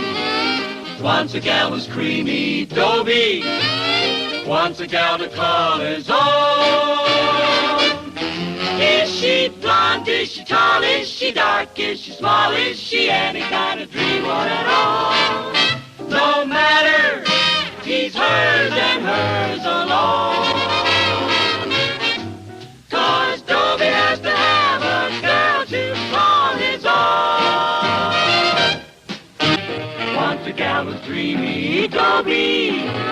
Once a gal was creamy, Dobie. Once a gal to call his own.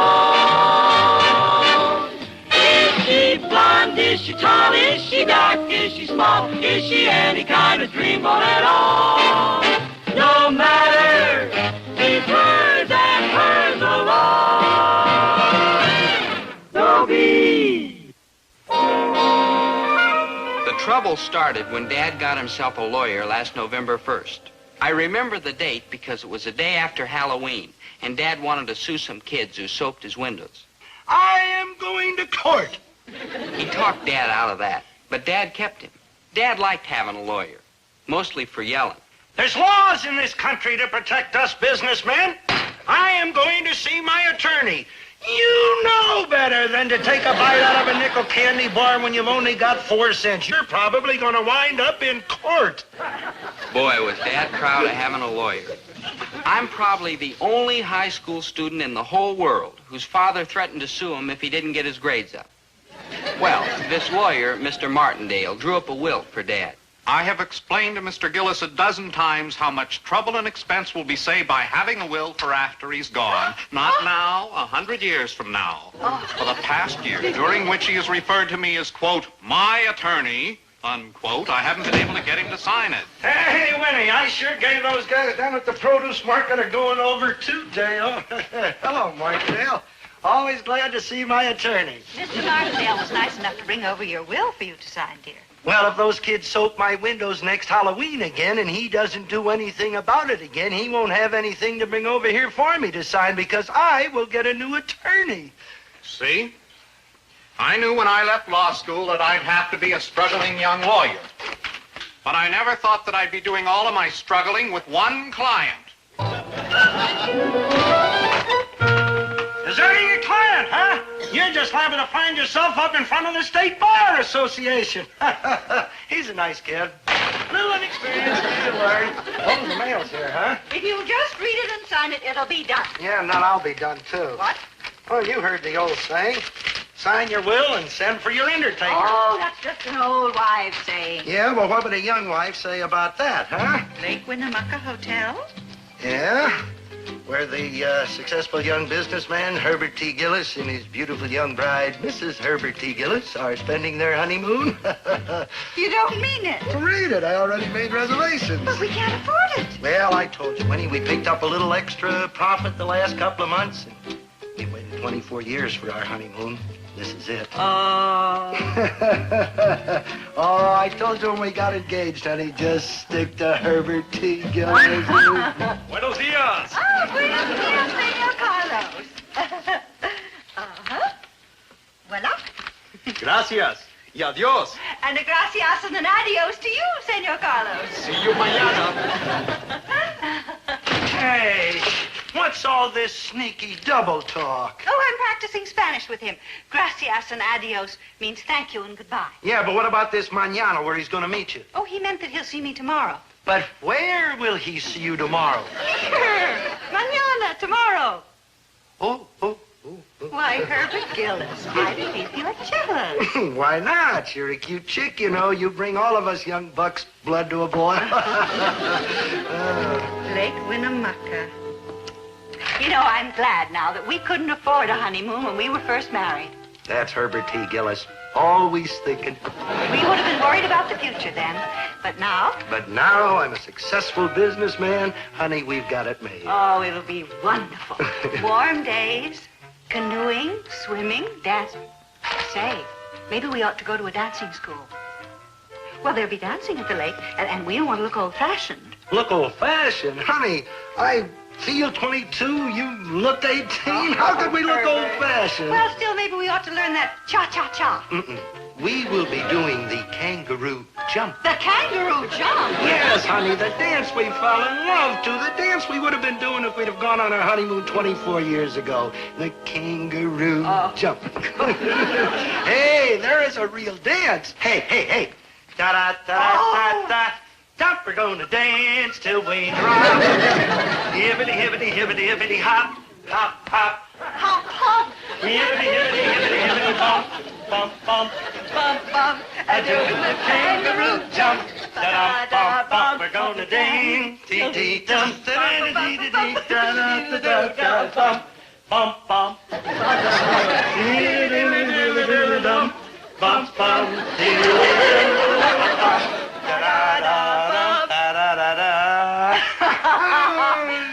Dobie. Oh. Goodbye, Herbie. Goodbye, Winnie Pooh. Dobie, your mother and I are feeling pretty happy, son. We are going away on our honeymoon. Hold it! Don't let our connection fit. I'm going to close the store while we're gone. You won't have to work. Oh, okay. One thing, Dad. Will you do me a favor? No. If it doesn't cost anything? Yes. Don't tell anybody you're going on your honeymoon, huh? It's pretty embarrassing at my age. Huh? And at your age. At my age? Yeah. Oh, the things you kids don't understand. Boy, I am in my prime. Oh.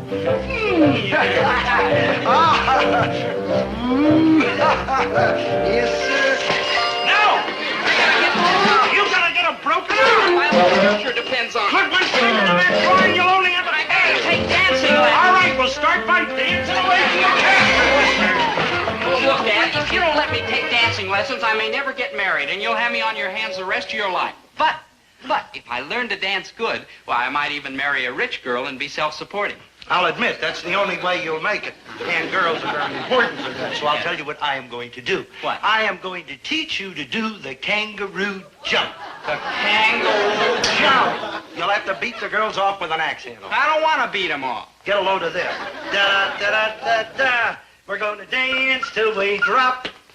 Hibbity, hibbity, hibbity, hibbity, hop, hop, hop. The only thing I'd get to marry with that dance would be another kangaroo. Mister, that happens to be the dance with which I won your mother. I gotta learn the cha-cha-cha. No!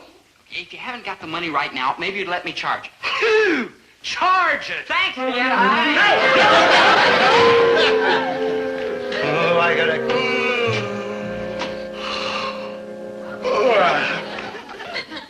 I better hold it. I might want to include his brother, too. Morning, Dad. Well, there's a little of it left. I just clean the cobwebs out. Oh, so that's what you got up there, huh? You know what I can't understand is why you have to come home from college to study for an exam. You gotta go back to college to take. What's the exam on if it's for yawning you're a cinch to get an A? All right, so what's the exam on? A study of the bird life in Minnesota? A study of bird life in Minnesota except Duluth. No, I took that last year. I worked and I slave, and you, a study of bird life in Minnesota, except Duluth. I got a B. A bird could have gotten an A. What's this one on? Primary and secondary trends in international finance. International, too. You can't even make change for a buck. What? That shouldn't matter. I've told you and told you, let the customers make their own change. Do-it-yourself grocery. The honor system. Trust the customers. Sure, it's a well-established fact at college that psychologically it creates an emotional pattern in the customer when you allow him to... Trust the customer to make his own change. Well, with the kind of petty money you take in here, who'd steal? You want to try it, Dads? It may make your fortune. Listen, you, I made a little profit the last couple of months. You know how? By watching every penny. Dad's in business. You gotta think big. And speaking of money, No. I need a little cash. I'm going out to play some golf. Golf? What about studying for that exam? Golf is part of it, Dad. It's a very important part of big business. That's where you make the contacts, the big deals. Look, you, a few minutes ago I was a happy man. Singing, whistling, doing the kangaroo jump. The kangaroo jump? You're kidding. Watch it, mister. That happens to be the dance with which I won your mother. I merely meant it's a very amusing dance, that's all. Oh, amusing, huh? Yeah. Where did you hear about it? At college. Really? At college? Wait till Dobie hears this. They're doing the kangaroo jump at college. Sure, I took folk dancing my freshman What do you year. mean, folk dancing? Ancient stuff. Dad's gonna watch that blood pressure. You know it's your age. Like that. You better get out of here, boy, or I will you. Like that. Golf. All right, what do you need? $1? $2? I figure I can squeeze by for $85. No! Dad, I gotta buy some clubs. What kind of clubs? Country clubs? No. There is $1. $1? What good's that? You can buy yourself a golf ball and throw it around. Hello, dear. Now, don't you start, oh. Goodness. I'm sorry, Winnie. Forget it. What's the matter, dear? Don't you feel well? Oh, I feel very well. Good, because I brought down the good pen and the good ink so that you can sign your will, because I promised Mr. Martindale that I'd get you to sign it, so you just read it and sign it. Okay. And I won't take no for... Okay? Okay. Woo! Good.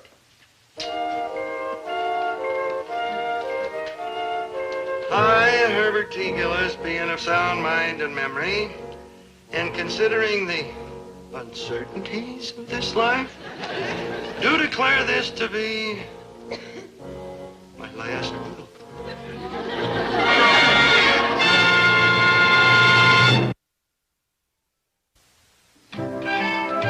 Kangaroo jump? Yeah, Dad, would you do it for me now? Oh, kind of got to you, huh? Yeah. Well, I'm glad to see you're wise enough, boy. Hey, get a load of this. Da-da-da-da-da-da. But I'm gonna dance till I drop. Hippity, hippity, hippity, hippity, hop, hop, hop. I'm gonna dance. Okay, man, I'll never doubt your word again. Yeah. Well, thanks, Dad. Bye. Hey, just a minute. What's that? Huh? Oh, just a little old quarter bet we had. What kind of a bet? Huh? What? Oh, well, you see, Maynard just sort of happened to hear about you doing that kangaroo jump dance. And I didn't believe it, but man, like, wow. You gotta make $10 some way. That's only a quarter. Well, 40 kids. Do you mean to say you were gonna get to do that dance 40? My back. Don't stand there. What are you doing? What? Take it easy.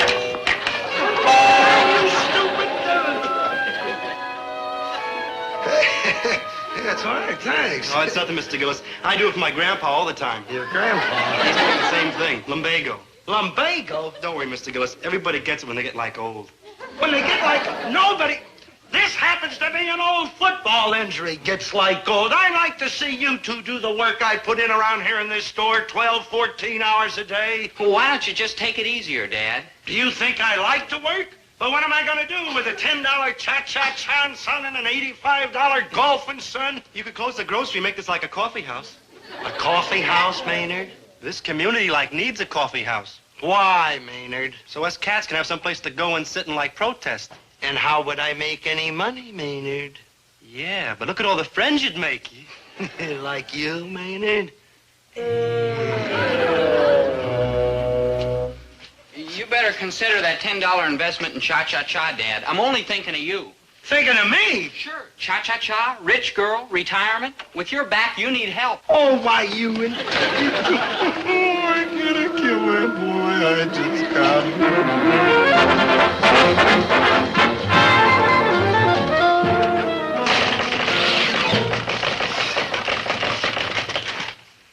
You saw saw me coming and you're trying to lock up. It's closing time, Mrs. I'm Lappin. on to you, Herb Gillis. You're a robber and you're a price raiser. Don't pick on me, will you? Ordinarily, I can take it, but tonight I'm in a bad humor. How can you say this to me when I'm here on a mission of mercy? What can I get for you, Mrs. Poor Lappin? Herman Stalker, over on 18th Street, they go to my church. Dropped dead yesterday like that. So I want to be a good neighbor and take the poor grieving widow some good homemade soup. So let me have a couple of envelopes of that tomato soup mix. I like vegetable better. Maybe you better make it vegetable.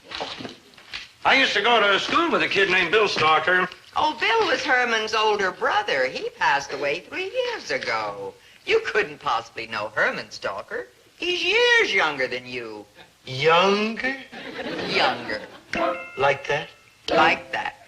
Charged 23 cents. These were 22 cents yesterday. 23 cents, Mrs. Lappin. They were 22 cents. They have You'd been rob 23 me when I'm cents trying to... for months. You look me in the eye and try to say they were 23 cents yesterday. They were 23 cents yesterday. Oh, no. You'd see in my eye that I was telling the truth, huh? No. I can see in your eye the same look I saw in poor Herman Stalker's eye last week. Oh, you poor man. Like that.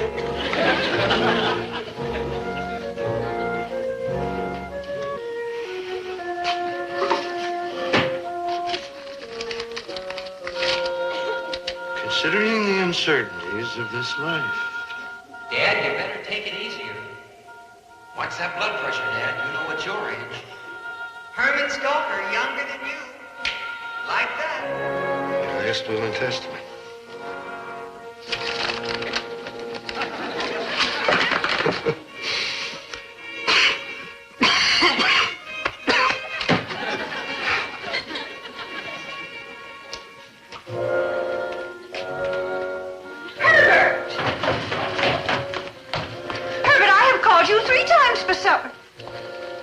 Why, you haven't even closed up yet. I didn't feel strong enough to carry in the newspaper rack. What's wrong, dear? A chill? What is it? Everything. Oh, Winnie. Why, Herbert, darling, what's wrong? Oh, I just feel awful. All over. I feel old and tired. That will. Is that what brought all this on? Well, it made me realize how old I am and what a failure I've been. Winnie, I ain't got anything to leave you except a little GI veteran insurance. Now, Herbert, you stop that. Hardly enough insurance to bury me with. Probably not even enough the way prices have gone up. You're liable to have to leave me above ground. Oh, I gotta face it, Winnie. At my age, it could happen like that. And then what'll happen to you when I'm not here to take care of you? You'll wind up on relief. Why? Because I ain't got anything to leave you. You have quite a lot to leave me. 2 fine boys. Now what? I forgot about them. You'll have to support yourself in them, too. Herbert, they are fine boys. Winnie, you've got to promise me one thing. After I'm gone, you'll marry again. Why, I wouldn't think of such a thing. Winnie, I won't rest easy unless you promise. Now, promise me you'll marry again, please. Well, all right, I'll promise if it will make you come upstairs and have your supper. Thank you. Who? Who? Who you got in mind? That's who. I've got you in mind.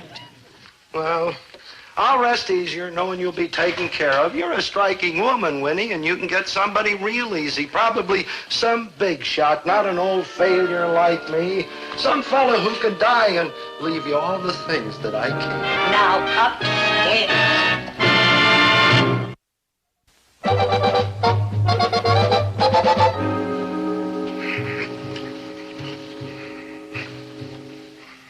Cha-cha-cha, marry a rich girl and be self-supporting. Cha-cha-cha. Trust your customer. A do-it-yourself grocery. The honor system. Oh, I'm sorry, Winnie. I got nothing to leave you. 2 fine boys.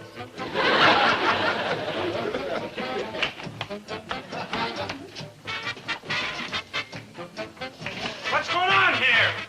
Can anybody hear me? Hey!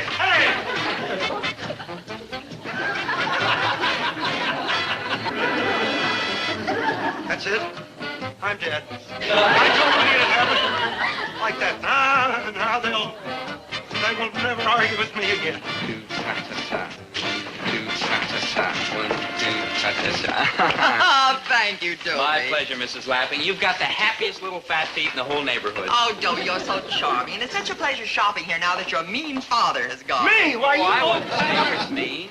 That a Of course, it's boy. true, but I wouldn't say it. Why didn't my Shall father we try it again, Mrs. Lapping?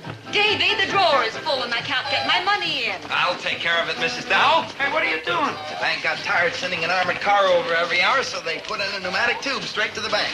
You didn't find it. They even hired a teller to stay at their end of the tube and count our money for us. Well, I figured what my purchases came to, but I just thought I'd put a little extra in. Oh, thank you, Mrs. Dow.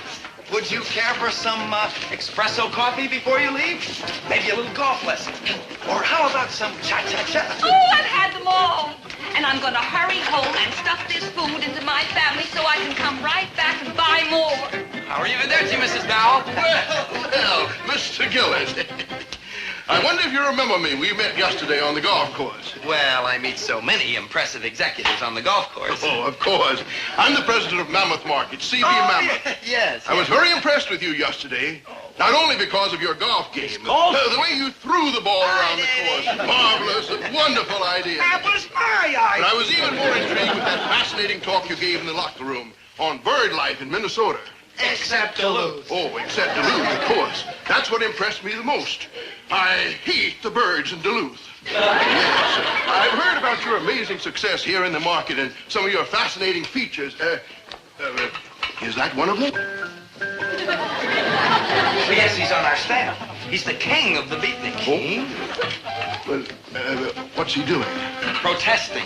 Wonderful. Brings in the intellectual element. Yes. Marvelous idea. And is this another feature of the store? Yes, sir. This is the cha-cha-cha department. We dance with the customers. It puts them in the mood to buy. Care to try it? Uh-huh. Yeah. Wonderful. I'll buy this store.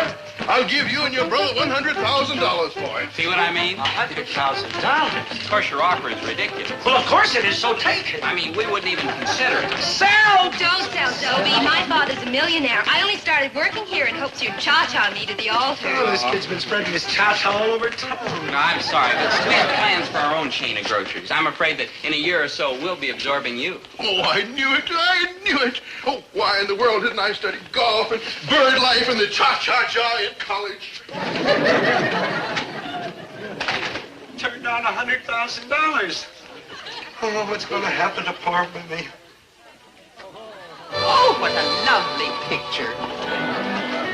What a shame this miserable Herbert Gillis couldn't be here to see it. Miserable Herbert T. Gillis. Who? Your late husband. Oh, is that who it is? I thought it was some sort of an ad. Oh, that miserable man. You know, I used to have to force myself to come to this store, but you and the boys have always been so attractive, and I realized if that miserable man lost even one customer, you'd all be on the county. Dobie, you're so cute.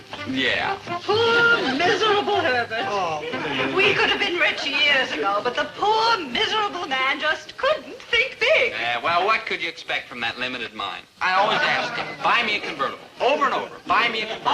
all right, so you asked me. And making deliveries in that beautiful convertible that I bought you for his funeral.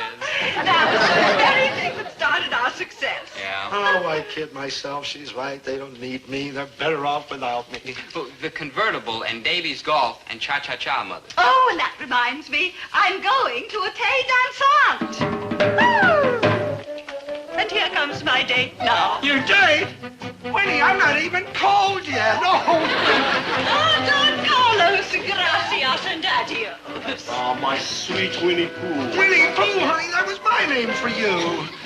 Here it is, mañana. I knew it. You see, just after my insurance. You know, if my poor late husband were here, he would say that you were after his insurance money. But I am a wealthy South American landowner.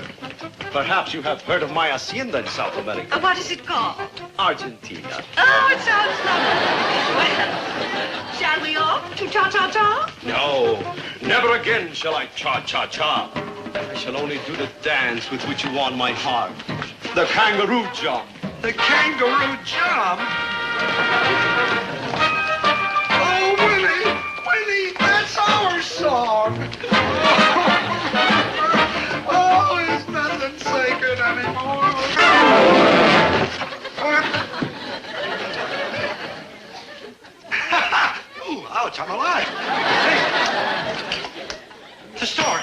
into the store.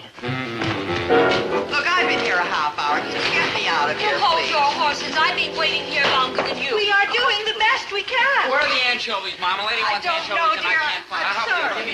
What's going on here? Oh, Herbert, darling, I wanted you to get all the rest that you could, and I thought that the boys and I could handle the store. We did our best, Dad. Don't get sore, Dad. Sore? Why should I get sore? You are my family. And this is the best thing that ever happened to you. Now, you know, it takes brains to run this store. Brains and guts and American ingenuity. Don't worry, folks. Herbert T. Gillis is in command.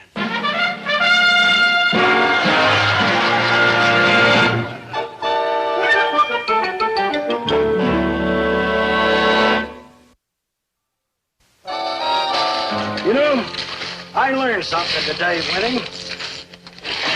You are only young once. And I learned something else. What? Once is enough.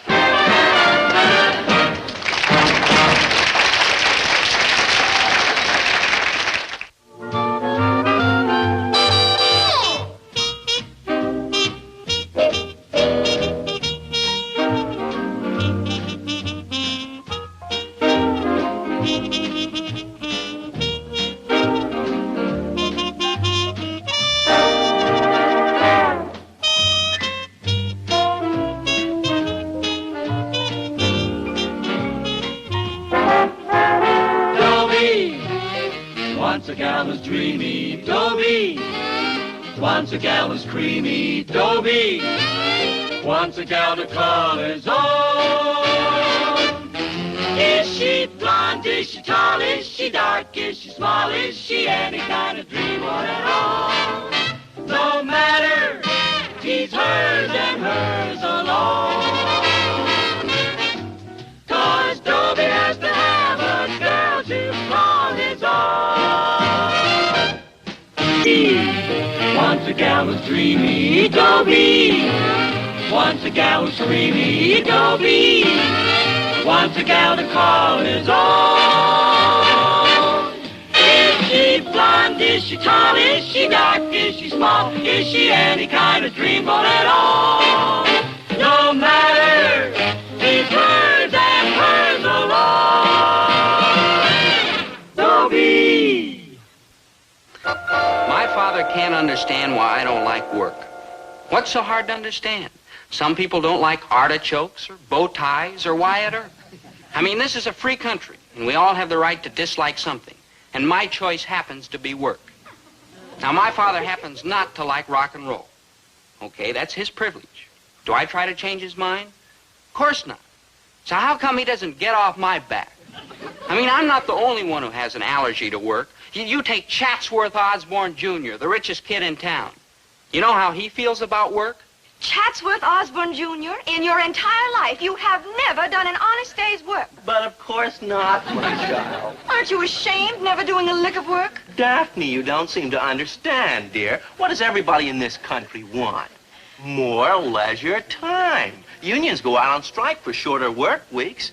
Everybody's looking for more leisure. Well, I've already got mine, Daphne, baby. You're hopeless. Work is what has made this country great. Hard, honest toil. What do you think this country would be like if everyone felt the way you do? Heaps of fun. Chatsworth, go. Oh, Daphne, you're so tense about this thing. Well, you look at it rationally. My granddad's work made scads of money. Then Dad's work made scads more. Well, we've got enough scads now, don't you see? You're not the kind of man I'm looking for. Oh? What kind of man are you looking for?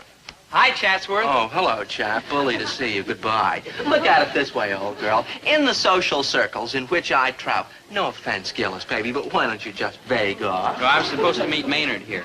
Oh, well, couldn't you find a more appropriate locale, like a second-hand rummage store? Now, wait a minute, Chatsworth. Maynard and me have as much right here as you have. This is a public park, and we're all equal, you know.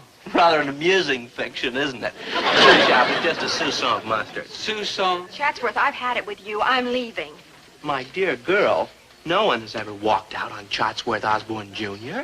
In that case, Buster, history is being made right now. Flake off. Oh, hush up, you low-born person. Allow me. thank you. Not at all. You're very kind. You're very beautiful and pink and white and round and soft and sweet. You are cute. You are the sun and the moon. And you're very gallant. And you're a vision of delight. Do you have a name? Dobie Gillis. Daphne Root. Ah, Daphne, I've been searching for you all my life. And I for you, Dobie. Little did I think my quest... You've been searching for me? Why have I been searching for you? One might well ask. One might well indeed, yes. The answer is simple. Mm-hmm. First, you're a perfect gentleman. True. Second, you're cute. True. Third, you're obviously of solid moral character. True. Fourth, you're a worker. True. True. You're dressed in working clothes. Not in some outlandish Playboy's outfit like Chatsworth Osborne Jr. Oh, well, that's true. Yeah. What kind of work do you do?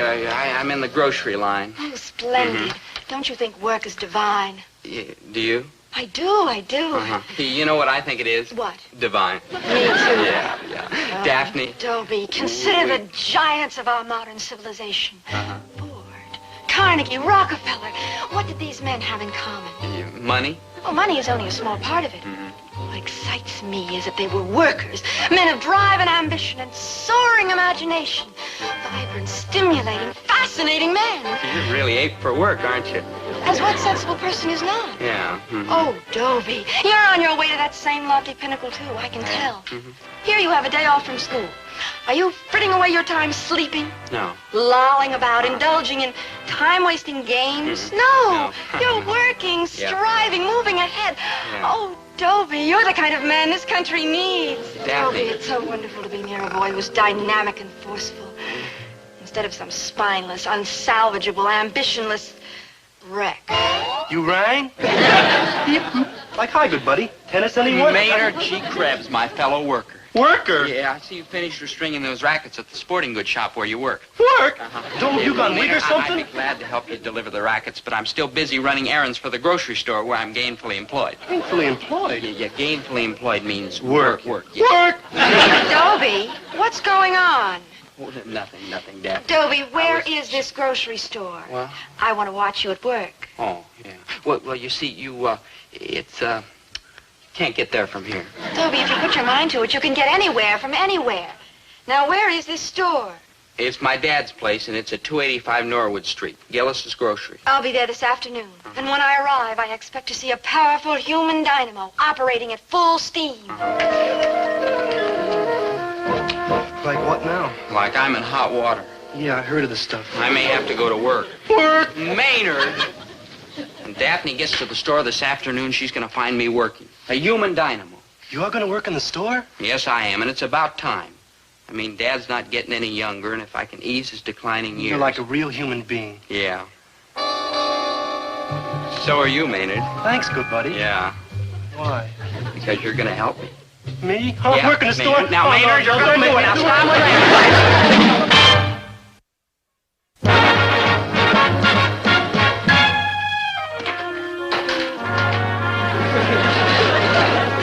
So this is work, huh?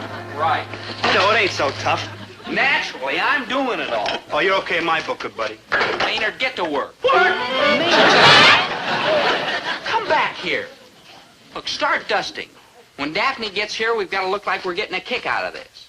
I got like a better idea. What? Let's quit. Quit? Good thinking. Maynard! Come back. Well, I gotta? You like gotta. Like why? Because we're like friends. Right now, I wish we was like enemies. Maynard, I have just begun my campaign to win Daphne. And there's an old saying, quitters never win and winners never quit. Quitters never win and winners never quit. Quitters never win and winners never quit. Must be a pretty old saying, man. It ain't got no beat. No. But when Daphne walks in, she's going to think you and I are running the happiest store in town. Well, here I am, ready to be gypped by the Gillis grocery store again. Oh, hello, Mrs. Kinney. I'm reporting this place to the police. What? What? Police? What service? Huh? What prices? What a way to Kinney. treat customers. Mrs. What a Kinney. time to like cut out. Maynard! And where's that sneaky father of yours? Where's that scoundrel hiding? Oh, he went to a meeting over at the Legion Hall. Ah, where I can't lay my hands on him. No. The sniveling coward. What'd he do this time, Mrs. Kinney? Did he like weigh the peaches without shaving the fuzz off first? I ordered a dozen green apples. Uh-huh. And what did that thieving rascal send me? What? Red apples at green apple prices. Mrs. Kinney, you got a bargain. My councilman will hear about this. Mrs. Kinney, the red apples are more expensive. You save 14 cents. Jail is too good for you, Gillises. All right, okay. I'll be glad to exchange them for you. Watch it, Junior. Do you want to lose some fingers? I say 14 cents. Yeah. Oh, I tell you, they had to get up early in the morning to fool Blossom Kenny. Yeah, you belong on Wall Street, Mrs. Kenny. Tell me, what can I do for you today, Mrs. Kenny? I want this sirloin ground. Oh, I can't do that, Mrs. Kenny. You didn't buy it from us. The market over on Grover Street sells it for 2 cents a pound cheaper. Well, why didn't you have them grind it? And stand in line for half an hour in that drafty place. Maynard. She's right. It's like spooky over there. Maynard, that's... now... Here, boy. Grind. Oh, that's impossible, Mrs. Kenny. Impossible, you ungrateful rascal. I'll tell your father the way you talk back to me. I'll tell your father the way you treated Blossom Kenny, the most loyal, the most devoted customer that ever walked inside this... Oh, you're a nice boy, Dobie. Not a bit like your father. Oh, Crazy. Can I run a hot dog, huh? Please? Yeah, I don't know, man. I never ran one before. I was like underprivileged. All right, Maynard, but be careful. Man, the carefulness. I'll eat some sweet potatoes while I'm here. Oh, this is your lucky day, Mrs. Kenny. We're running a special You're on a them. nice boy. And they're not green.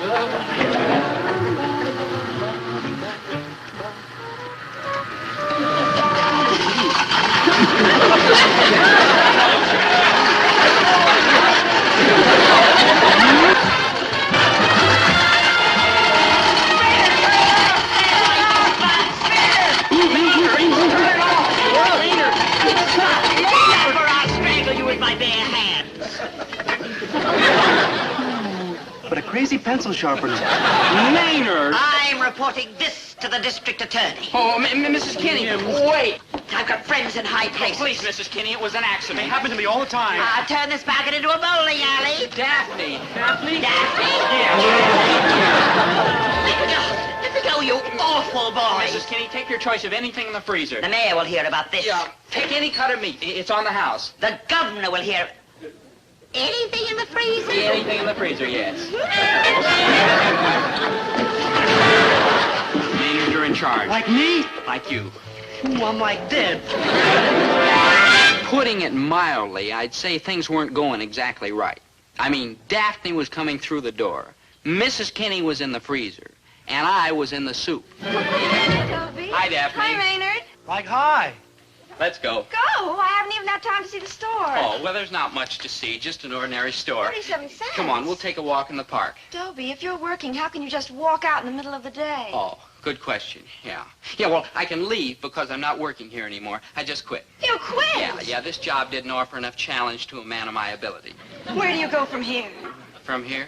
The next job, the next rung upward on the ladder. Oh, well, I thought I'd take my time and look around, you know, kind of run some ideas up the flagpole and see if anybody salutes them, and then in a few months... Why, wait. What? Oh, my father could put you to work right away. Your father? Work? Me? Root Shoe Store, you've heard our motto. Put your feet in our hands. I've heard it, yeah. Our store's just up the street. You could start selling shoes tomorrow. Me selling shoes? Selling shoes is only a beginning. Yeah. From there, you'll work your way up. And up and up. With shoes, that's the only way to go. Daddy's looking for bright young men. Show him you can make good, and the first thing you know, you'll be a supervisor. Yeah. An assistant manager. Then manager. Yeah. Then a shoe tycoon like he is. Hmm. In footwear circles, he's known as the king of the 798 composite sole. Oh, me selling shoes? I'll see you at 9 o'clock tomorrow morning at the store. Yeah. And after work, if you're as sensational as I know you can be, we'll go out and celebrate. Oh. Just the two of us. Now you're talking. Goodbye, my chairman of the board. Farewell, my queen of hearts. Me selling shoes?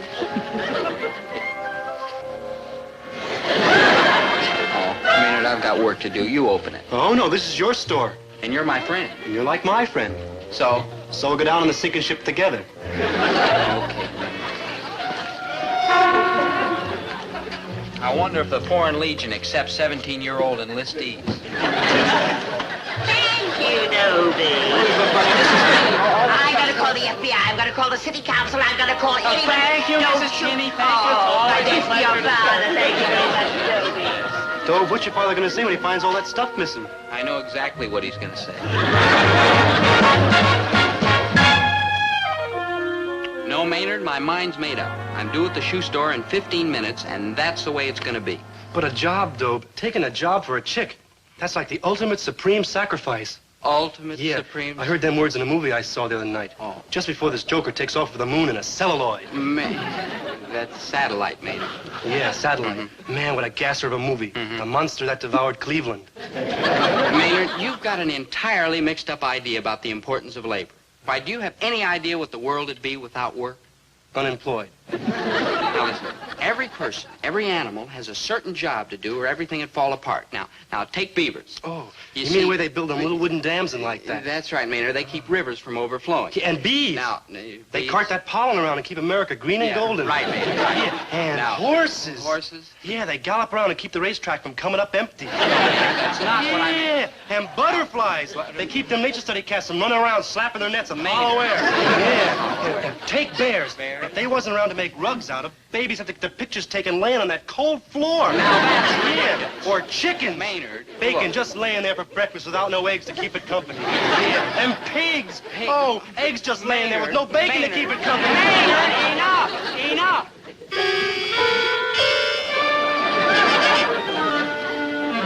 And what about alligators? There was no alligators. Frankly, Dobe, you don't credit me for like digging these basic precepts. Basic precepts? Yeah, that was in the same movie, Final Supreme Sacrifice. What? Oh, say, I've got to get over to the shoe store. My life as a worker is about to begin. So long, good buddy. I'll always remember you.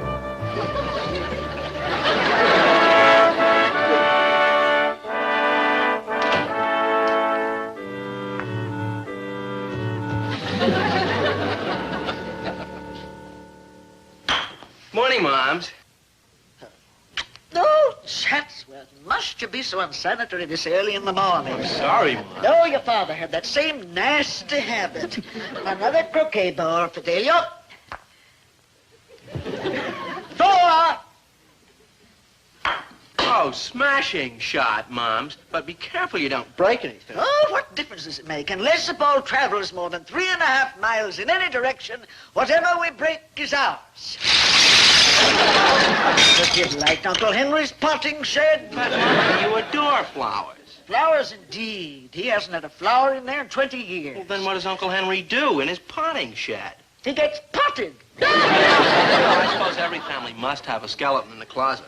Oh, I don't mind him being in the closet. What I object to is when he goes down to the corner of 7th and Main and does the tango. Not again. We're the traffic cop.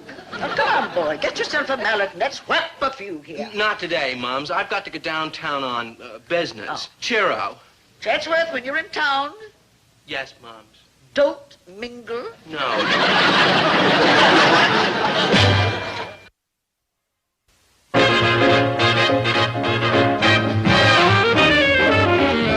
Hi, Daphne. Oh, Dobie, Daddy and I have been waiting for you. Oh, I'm sorry, Daphne. The bus was late. Never rely on mechanical transportation, young man. Use the feet. That's what they're for. Oh, I do, sir. I wouldn't think of walking anywhere without him. Daddy, this is Dobie Gillis. Yes. The boy I was telling you about. Mm-hmm. How do you do, sir? Well, the handshake is rather weak. I presume that your feet are in better condition. Oh, they're tip-top. For feet, that is. Yeah, and so do work. Now, I won't pay you a salary, and the commission is small. But you've got a great opportunity to... Hi-ho there, gang. Chatsworth. What are you doing here, Chatsworth? Daphne, my dear, I could scarcely sleep last night for thinking of you. I mean, I just tossed and turned till just all hours in my expensive Louis XIV bed. Sympathy isn't going to help, Chatsworth. I've told you, the only kind of a boy I can respect is one who's willing to pitch in and work. Namely me. But that's precisely why I'm here, my kitten. For you, I will work. It's a madcap idea, all right, but we Osborns are notorious daredevils. Chatsworth, how marvelous of you. Yes, isn't it, though? Well, daughter, at last the money that I spent on braces so your teeth could come in straight is coming home to roost. Oh, wait a minute. This isn't fair. I was here first. Chatsworth is entitled to a chance, too. In some circles, it's called sportsmanship, or didn't you know? You I'm ignoring. Well, anyhow, we still have our date tonight. Maybe yes and maybe no. What did Daphne you promised? Tonight, I'm going out with a boy who sells the most shoes. Bully. Oh, wait a minute. What's What the kind matter, of a... Gillis, baby? You afraid of a smidgen of competition? Me afraid of you, Chatsworth Osborne Jr.? Ha! Bring on those customers. Oh, ladies. Why, it's an honor to serve two such charming creatures. We have a seat, please.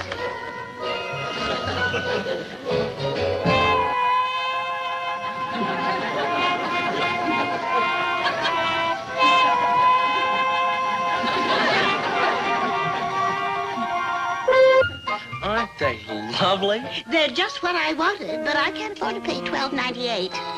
Could you afford, say, $8.98? Well- $6.98. Oh. Name your price. $3.98? So. Oh, wonderful. I'll have another pair for my sister-in-law.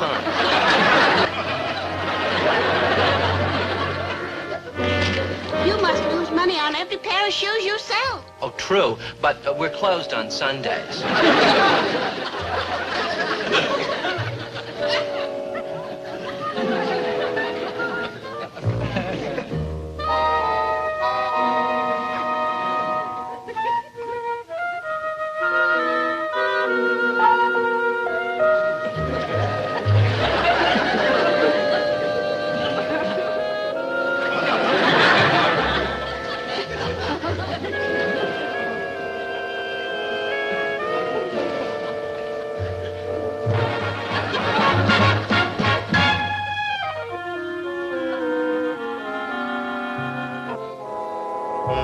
I told the whole neighborhood about your divine bargains. And you were so right. I'll take 4 pairs. And I'll take a few more pairs for my other sister-in-law. The more the merrier. We aim to please. Now, that'll be $3.98 a pair. We'll buy a full dozen if you'll make it $3 even. It's a deal. God, man, what a shrewd bargainer you are.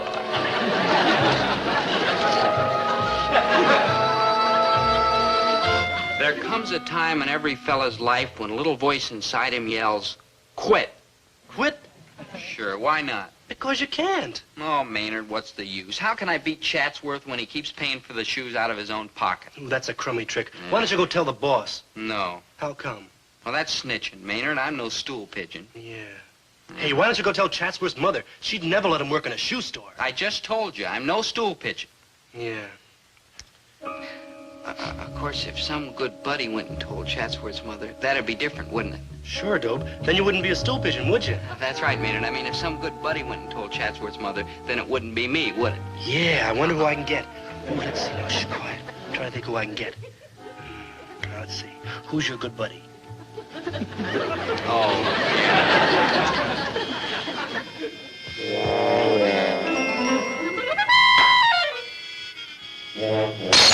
Oh, drat. What in the world is that? Like a fella. Well, not very like. Fidelia, take this derelict around to the back door and have the cook give him a warm meal. You'll work, of course. Work? Mrs. Osborne, I didn't come for a meal. I came to tell you about Chatsworth. Oh? He's like your son. I know who he is, nasty fellow. What is it you want to tell me? He's like in trouble.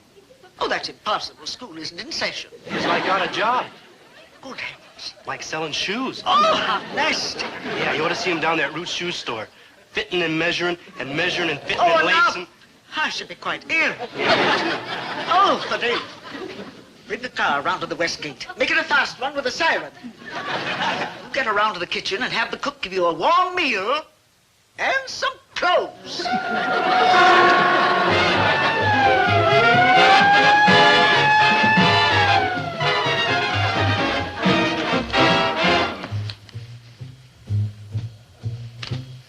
Madam, can I... Work! You nasty fellow!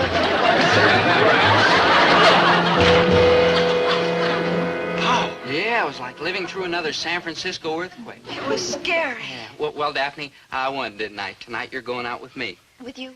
Yeah, well, I did better on the job than Chatsworth. He wilted in the stretch. Well, that's true. Dobie, you're not much of a salesman, but you do have stick-to-it. Yeah, I'm one of the stickiest. Daddy, do you really think Dobie has a future in the shoe business? Definitely. As a salesman? On a higher level. Oh, gee. If I have my way, he'll climb right to the top.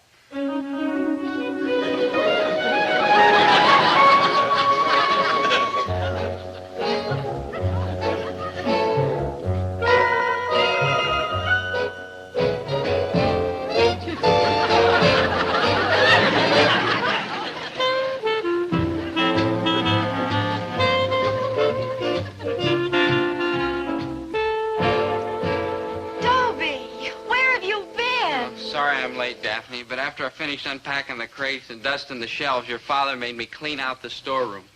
I'm bushed. You learn to take it in your stride.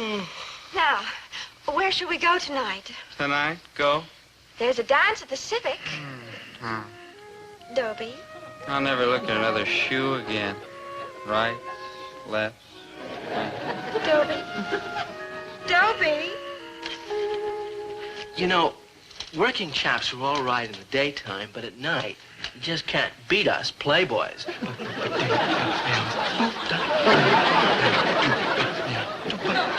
Let's go.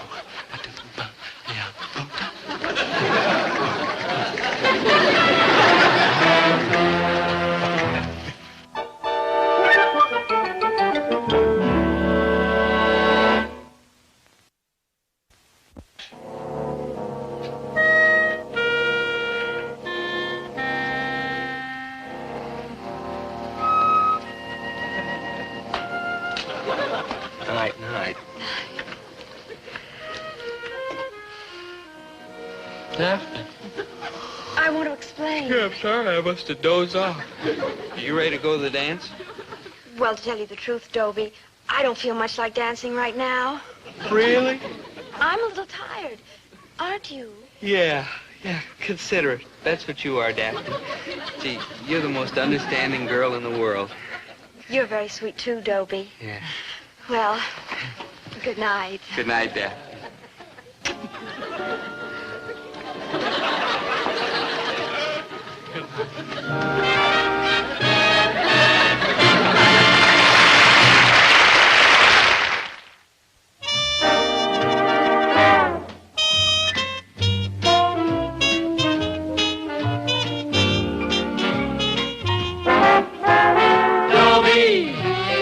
Once a gal was dreamy, Dobie. Once a gal was creamy, Dobie. Once a gal to call his own. Is she blonde? Is she tall? Is she dark? Is she small? Is she any kind of dreamboat at all? No matter, he's hers and hers alone. 'Cause Dobie has to have a girl to call his own. Once a gal was dreamy, Dobie. Once a gal was creamy, Dobie. Once a gal to call his own. Is she blonde? Is she tall? Is she dark? Is she small? Is she any kind of dreamboat at all? No matter, she's hers and hers alone. Dobie. All my life I've been searching for a girl. The girl. I want her to be beautiful and soft and pink and creamy. But if she isn't so beautiful, I won't mind too much, just so long as she's kind to me. And if she isn't kind, that isn't too important either. In fact, I'll take her if she's ugly and sort of mean, just so long as she's a girl. But I haven't got one chance in a million to find a girl who's lovely. Thank you. And desirable. Thank you. And enchanting. Thank you. And strange. I'll take back the thank you. I only meant that you're a stranger in this neighborhood. Oh, well, I just moved into town from Cleveland. Oh, unfortunate, unhappy Cleveland. Fortunate, happy us. You're charming. You are poetry. I'm Dobie Gillis. May I be your slave? Well, I'm Delphine Quimby. No. Oh, please, Delphine. Keep your distance, caveman. Yes, my princess. Dobie, are all the boys around here like you? I think you can safely say that I'm one of a kind. Well, I think you can safely say that the other boys are glad. Oh, hello, Chatsworth. Keep in touch, Chatsworth. Hello, Chap. Aren't you going to introduce me to your friend? Which friend? The delightful young creature you're trying to keep me from seeing. Which delightful young creature I'm trying to keep you from seeing? This one. Chatsworth. Hello there. I'm Chatsworth Osborne, Jr. And where have you been all my life? Oh, boy, what a corny approach. Well, I'm pleased to meet you, Chatsworth. I'm Delphine Quimby. Corny, but effective. As one of this town's more eminent personalities, may I offer my assistance to our delightful newcomer? Well, I do have to find the principal's office and register in school. Well, I shall be pleased to escort you. You now, just a minute, Chatsworth. Just a darn minute. I saw her first. So? So maybe she'd rather have me escort her to the principal's office. I must admit you are better qualified. Of course. The poor chap spends half his life in the principal's office explaining his grade. Chatsworth. One more flunk and they're going to make him pay rent. Never mind. Delphine, which of us do you want to go with? So difficult to make a choice. It certainly is. On the one hand, we have a debonair, sophisticated man of the world, and on the other, Dobie Gillis. Some choice. Well, I'll drive you there in my new convertible. It's imported, of course. Gillis, baby, what means of transportation do you intend to use? Walking is wonderful exercise. It builds up the calves. Quite. And then later, my dear, we shall drop in at the malt shop where I have an unlimited charge account. Do you care to see my credit cards? Credit card? Gillis, baby, have you paid the 25 cents you owe, or are you still barred from the malt shop as a deadbeat? Come, my pet. On the way, we'll run the top of my convertible up and down. It's scads of fun. bye, Dobie. I'm sorry. She's sorry. What about me? I mean, the way I turned chicken, I could have been plucked and sold by the pound at some poultry market. But how do you fight a fella like Chatsworth Osborne, Jr.? He's smooth, and he has a fancy car, and all the money in the world, and the girls keep flocking around him. You know, the hateful type. What could I do to compete with him? You can fight back in a good, clean, fair, red-blooded American way, like kicking his teeth in. That's what you can do. You are Herbert T. Gillis's son, and just as good as any man jack in that school. This is America, and every fellow in this country has got to get it through his head that he's just as good as every other fella. Don't let nobody shove you around. Don't let nobody scare you. Talk back when you got something to say. Speak up and pipe down. Can't you see I'm talking? Why do you think I answered my country's call to duty back in '42 and pulled myself up by my bootstraps to be a first sergeant? With the Good Conduct Medal, I'll tell you why. So that every smart, clear-thinking kid, and boys like you too, Dobie, could boo the umpire and rub elbows with the rich millionaires from the big houses up on the hill and live like we've been living in this country ever since Christopher Columbus first set foot on Plymouth Rock. Quiet, Winnie. Right now, that all men are created equal stuff don't apply to women. Dad, I appreciate your advice, but I haven't got a chance against Chatsworth Osborne, Jr. He's too much competition. What's wrong with a little honest competition? Dobie, dear, would you want a girl that nobody else wanted? Who would? But that's sure the dead-end street I'm headed for now. Oh, nonsense. You're a fine boy, and you can compete on an equal footing with anybody for a girl or a job or anything you want from this world. Right. A good fight is healthy for you. It's like getting on a bus, see? Everybody gets on together, men, women, and children, and then they see a vacant seat, and they all race for it on equal terms. That's the democratic way. It comes a shock to you, but when your father was courting me, he faced quite a bit of competition. I sure did. And I won. Honest? What difference does that make? I won. Oh, I got a little sneaky once in a while, like the night I drained the gas tank on Fred Klaus's Rio when he was going to take your mother to the Bach social, and I just happened to drive by in my Essex. Why, Herbert, you devil.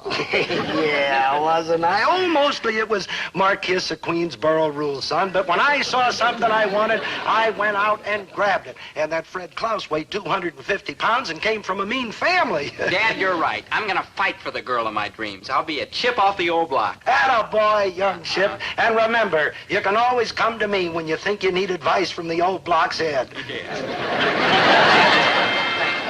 It's a comfort to learn that parents serve some purpose in life, however small. He's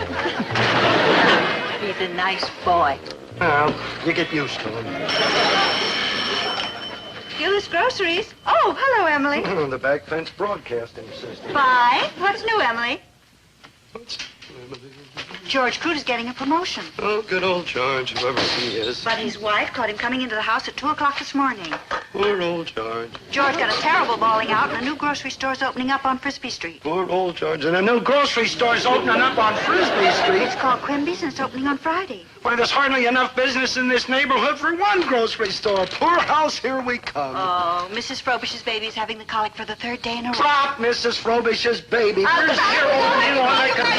Calm down, Herbert. Calm down, Herbert. For 14 years, I've been sweating and slaving in this store, getting up every morning at 5 o'clock in the a.m., striving and wheedling and trying to scrounge a few extra miserable bucks out of the tightwads that live in this neighborhood. And now here we are, ready to lose everything, and all you can think of to say is, calm down, Herbert, calm down. Well, then I have another suggestion. What? Get excited. Now listen, Okay, but I got a right to get excited. Why, that new grocery store's gonna steal the customers right out of our mouths. Well, you said yourself that competition is healthy. For other people, not for me. Now, look, Herbert, I'm worried about this, too, but if this Quimby store is here, it's here. You can't yell it out of existence. I can try. I have a better idea.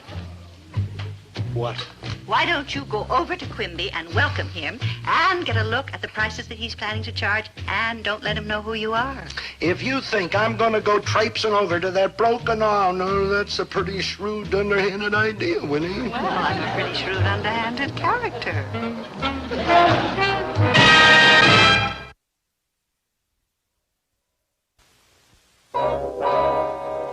I wish I was a shrewd and underhanded character. But I'm open and honest and full of love. Love for Delphine Quimby. Ah, Delphine. When I think of her, I feel strong and sure. No longer am I tossed about willy-nilly like an aimless, drifting piece of wreckage. You rang? Oh, hello, Maynard. Hey, Dobe, you're kind of hot and bothered. You got like a fever or something? Oh, no, Maynard, no. I'm in love. And love has made my whole inner being warm and glowing. Man, why waste all the heat on a chick when you could, like, put it to good use and burn down the school? No, Maynard, you don't understand. I like feeling warm inside. The only trouble is Chatsworth Osborne Jr.'s after this girl, too. That's square. Yeah. I just wish I could show Delphine that he's not as good as he says he is. Yeah. Hey, I happen to know he likes cheats on his schoolwork. He does? How? He likes studies. Thanks, Maynard. Thanks. You've been very helpful. I owe it to you. You're like my good buddy. Yeah. I got Delphine's address from the principal's office. I'm going over to her house now and give Chatsworth a real fight. It's the law of the jungle. Yeah, I heard about that. The survival of the fattest. Yeah.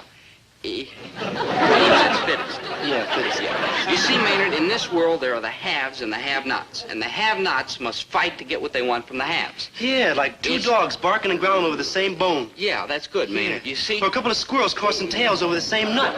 Right. Yeah, now, or two robin redbreasts batting wings over one dinky little nest. Yeah, take owls. Owls? There's only room in them branches for one owl to sit around mumbling, hoot, hoot. That don't stop. Maynard, No, sir. No. They keep hooting until one of them winds up the champion hooter. Yeah. Yeah. Now. Or ducks. Maynard. Look how they fly in them V-shaped formations. Yeah. Only one little quacky leader can be out in front leading the bunch. Maynard. But they flap around and quack at each other till they pick a duck leader. Maynard, enough! How about tuna fish? I've got to get over to Delphine's. Yeah, I think I'll go along with you. Maybe she'd like to hear about the tuna fish.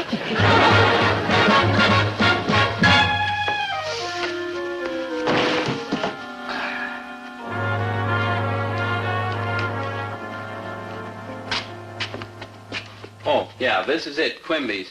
I guess Delphine's father runs the store. Man, what a lucky cat. Finding a pet with his name already painted on the door. That's right, Maynard. How do you do, sir? Like, hi, sir. I'm sorry, boys. The store isn't open yet. Sure it is. We just came through the door. No. I mean it isn't open for business. Well, that's all right. We never have enough loot to, like, buy anything anyway. Maynard. You live in this neighborhood, boy? I like to be near my family. Are they all like you? Yes, sir. Except my mother. She's, like, shorter. Maybe I was a little too hasty when I moved away from Cleveland. Yes, sir. I just came in to see Delphine. I'm Dobie Gillis. Well, hello. I'm Delphine's father. How do you do, sir? I'm Maynard G. Krebs, and my father's much like me either. He's like left-handed. Gillis. You live around here, too? Yes, sir. My dad owns Gillis's Grocery over on Norwood Street. Oh. What kind of a store are you opening? Open your eyes, man. You're like selling boxes. What? We're selling boxes. Oh, you've got it up here, boy. Hi, Dobie. Oh, hi, Delphine. This is my friend Maynard G. Krebs. How do you do, Maynard? Like, hi. Maynard's just leaving. I am? Yes, Maynard. Delphine and I have a very important matter to discuss. We do? You bet we do. Chatsworth Osborne Jr. may have won the first round this afternoon, but I have only begun to fight. Yay, good buddy! Maynard, you are leaving. Oh, just when things starting to swing. Do I, like, have to? You like have to, like so long. Like likewise. Delphine, my great tawny animal, we live by the law of the jungle. Now that I've found you, competition will only spur me on to greater efforts. My climb, Mr. Gillis. That cookie, you didn't by any chance buy it at Quimby's grocery store, did you? Oh, no, sir. I'm always like too chapped to buy anything, so I always shop at your place. Quimby's grocery store? Yeah, I'm on my way over there right now to find out what that crook is up to. Like, stop, Mr. Gillis. Don't go there. Don't go there, man. Oh, Mr. Gillis. It's like dangerous in that neighborhood, Mr. Gillis. They're expecting like a typhoon or a hurricane or an earthquake or maybe both. Maynard, they ought to declare your head a disaster area. Oh, Dobie, I'm so glad I found you. I could never be interested in a boy as conceited as that Chatsworth Osborne Jr. Yeah. Here, let me help you. Oh. There, that's a lover's knot. Oh, really? Delphine, you're as smart on the inside as you are beautiful on the outside. Oh, boys like him are so shallow and self-satisfied. Yeah. Would you help me with this breakfast food card? Oh, I am at your command, my soft pink angel. I mean, I've had enough of those shiftless playboys in Cleveland. Yeah. I mean, when a girl reaches 17 and becomes mature, she prefers the more modest, sincere type. Yeah. And now the ketchup bottles. Of course. Delphine, I don't like to brag, but I have a reputation of being one of the truly modest, sincere types of the North American continent. I knew that the moment I saw you, Dobie. Yeah. Here, let me stack these crackers for you, my sweet. You see, crackers, ketchup, breakfast food. Delphine, what kind of a store is it? No, don't tell me. What's the matter with you? It's a grocery store. I asked you not to tell me. Dobie, what's the matter with you? You're acting very strangely. I've devoted a lifetime to avoiding at my father's store, and here it just snuck up on me. Dobie! My father will murder me. I gotta get out of here. Maynard, will you please get out of the way? Your father. Maynard, whatever you're trying to tell me, it can wait. He can wait now. How do you do? I'm one of your new neighborly neighbors in the neighborhood. Oh, how do you do, sir? We don't open the store till Friday. Well, that's all right. I just dropped in to look around. I'll be my guest.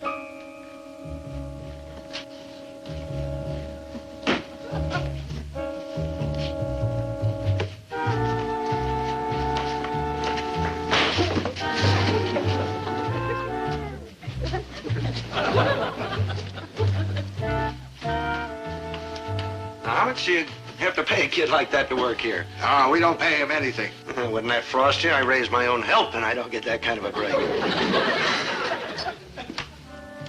How does the store look to you, sir? Oh, okay. Say,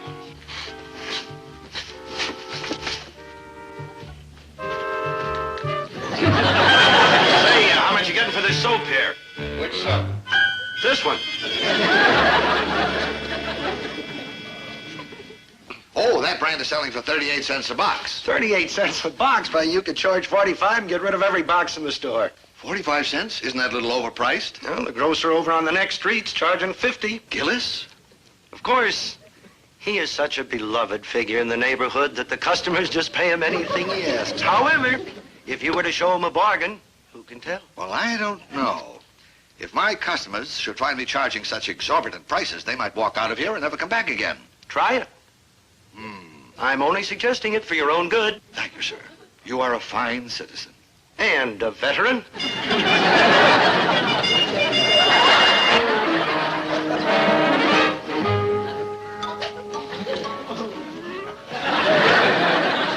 How much you getting for these peaches? 21 cents a can. Gillis is getting 30. No. Yes, why, you could charge 28 for these and clean up. Well, thank you very much, Mr. Dobbs, Fred C. Dobbs, yes. You've been a big help. Oh, that's okay. I don't mind helping out when just...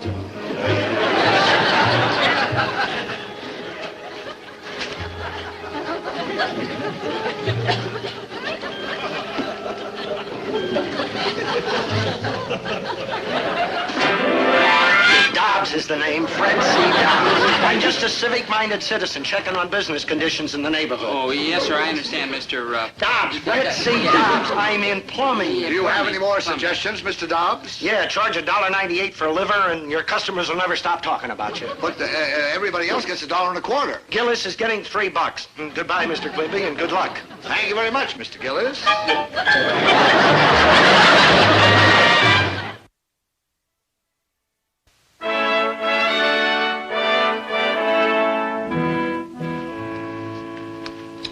Afternoon, Ma. Charming. Does it have a name? Yes. It's called Untitled. Fascinating. Well, what does it represent? How do I know? It's called Untitled. Of course. Chatsworth, painting is beginning to mean a great deal to me. I quite understand, Mater. It's an emotional release. It gives me the opportunity to express myself. It gives me the chance to forget you and the memory of your father, God rest him. Moms, I'm devoted to you. Oh, devoted but nasty. You're an Osborne. The older you get, the nastier you are. Well, the curse of aristocracy. You know, your great-grandfather, Phineas Osborne III, lived to be 94. You know what he died of? What, pray tell? Nastiness. Fuchsia. Mums, I need your help. Naturally. What is it this time? I'm about to lose a young lady to a grocer's son. Oh, how degrading. You must help me win her back, or I shall lie down on the floor and hold my breath until I turn purple. That's an excellent idea. That's the way your father won me. Mums, you've got to help me. Chatsworth, I will not. Very well. I'll do it myself. Fidelio? Oh, here's an Osborne. Whatever he does, I know it'll be nice. Dobie, I think you better leave before Daddy gets mad. Here I might be in trouble. At home, I'm sure of it. My father's temper's not exactly. Chatsworth. I thought you were through with him. I am. That, my proud beauty, remains to be seen. Now, wait a minute, Chatsworth. Oh, back, peasant. Back, Mr. peasant. Quimby. Yes, sir? I am Chatsworth Osborne, Jr. What does that name mean to you? The 300-acre estate on the top of the hill. 28 rooms, 8 bathrooms, surrounded by a 16-foot fence. With broken glass embedded in the top. Yes, you've heard of it. I most certainly have. Is there anything I can do for you, sir? Anything at all? There is. Can you fill this order? Oh, I'm sure I can. Caviar, 10 pounds. Imported. Anchovies. The finest. Italian cheeses, Polish hams, pheasants. Plump. Do you realize this order must be worth at least $200? Naturally, we do not entertain the beer and Skittles set. Well, I can run right down to the warehouse and have this order filled for you immediately, Mr. Osborne. Sir. Excellent. And we will bring you a similar order at least once a week, more often when the crowd returns from the Bermuda yacht races. Thank you. Do you hear that, Delphine? We're on our way. We'll be rich and prosperous. New fur coats for your mother. A trip to Florida. Quite. Mr. Quimby, there is one small condition attached to these profitable orders we intend to place with you. Anything, sir. Anything at all. I would like a date with your daughter. Sure thing, my boy. Delphine, I want you to take the rest of the day off from work. I want you to go out with this charming young man. I will not. She will not. Who asked you? Delphine is not to be bought and sold. I'm not a chattel. No. Upstairs, chattel, and put on your new dress. No, Daddy. When I told you I'd throw you out of the house if I ever caught you wearing again. Rather amusing contest of will. Mr. Quimby, I'm shocked that you would treat your daughter in such a way. Oh, pipe down. Never. This is America, and every man, and that means boys too, has a right to fight for the woman of his choice on equal terms. Oh, has Chatsworth been upsetting the working classes again? Oh, that nasty boy. Mrs. Osborne, what Chatsworth is doing is horrible and, well, un-American. Horrible, yes. Un-American, no. Why, our ancestors were here months before those Johnny-come-lately pilgrims. That's just the point. They came over here and fought for freedom. Take this ancestor. Obviously a fine, upstanding soldier of the Revolutionary War. He rowed the boat for Benedict Arnold. Well, look at this wonderful face. A rugged Indian fighter. That was Geronimo Osborne. Geronimo Osborne? He joined the Apache tribe.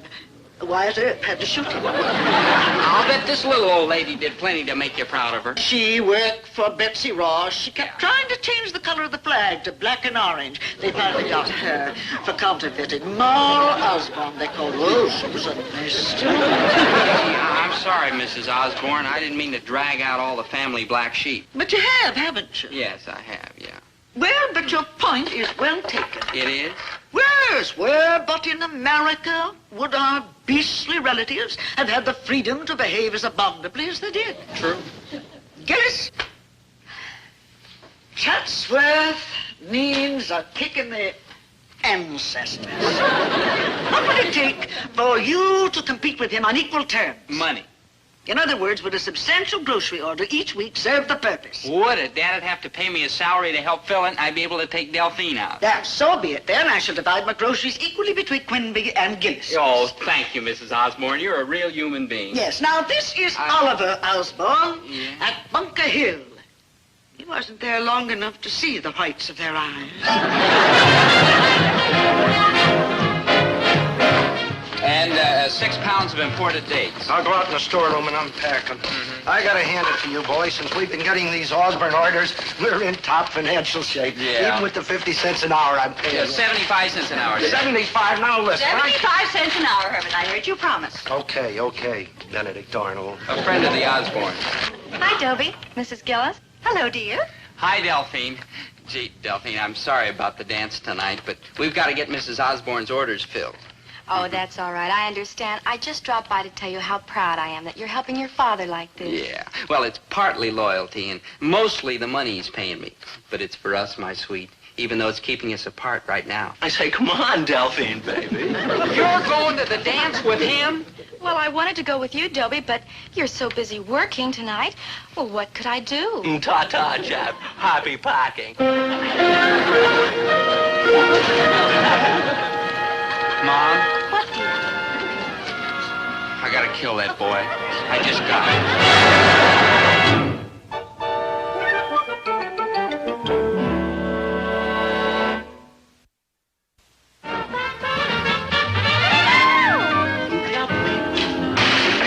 People in the opera. Hey, good buddy. Oh, hi, Maynard. Hey, let's say we ankle it down to the malt shop. No, I can't, Maynard. I'm working. I'm filling this order for Mrs. Osborne. Dobe, you've changed. Well, maybe it's a good thing. Maybe you ought to try it, too. Here, put on an apron and come to work. Oh, no. You've already changed. Now, if I change and you've changed, how are we going to know who we are?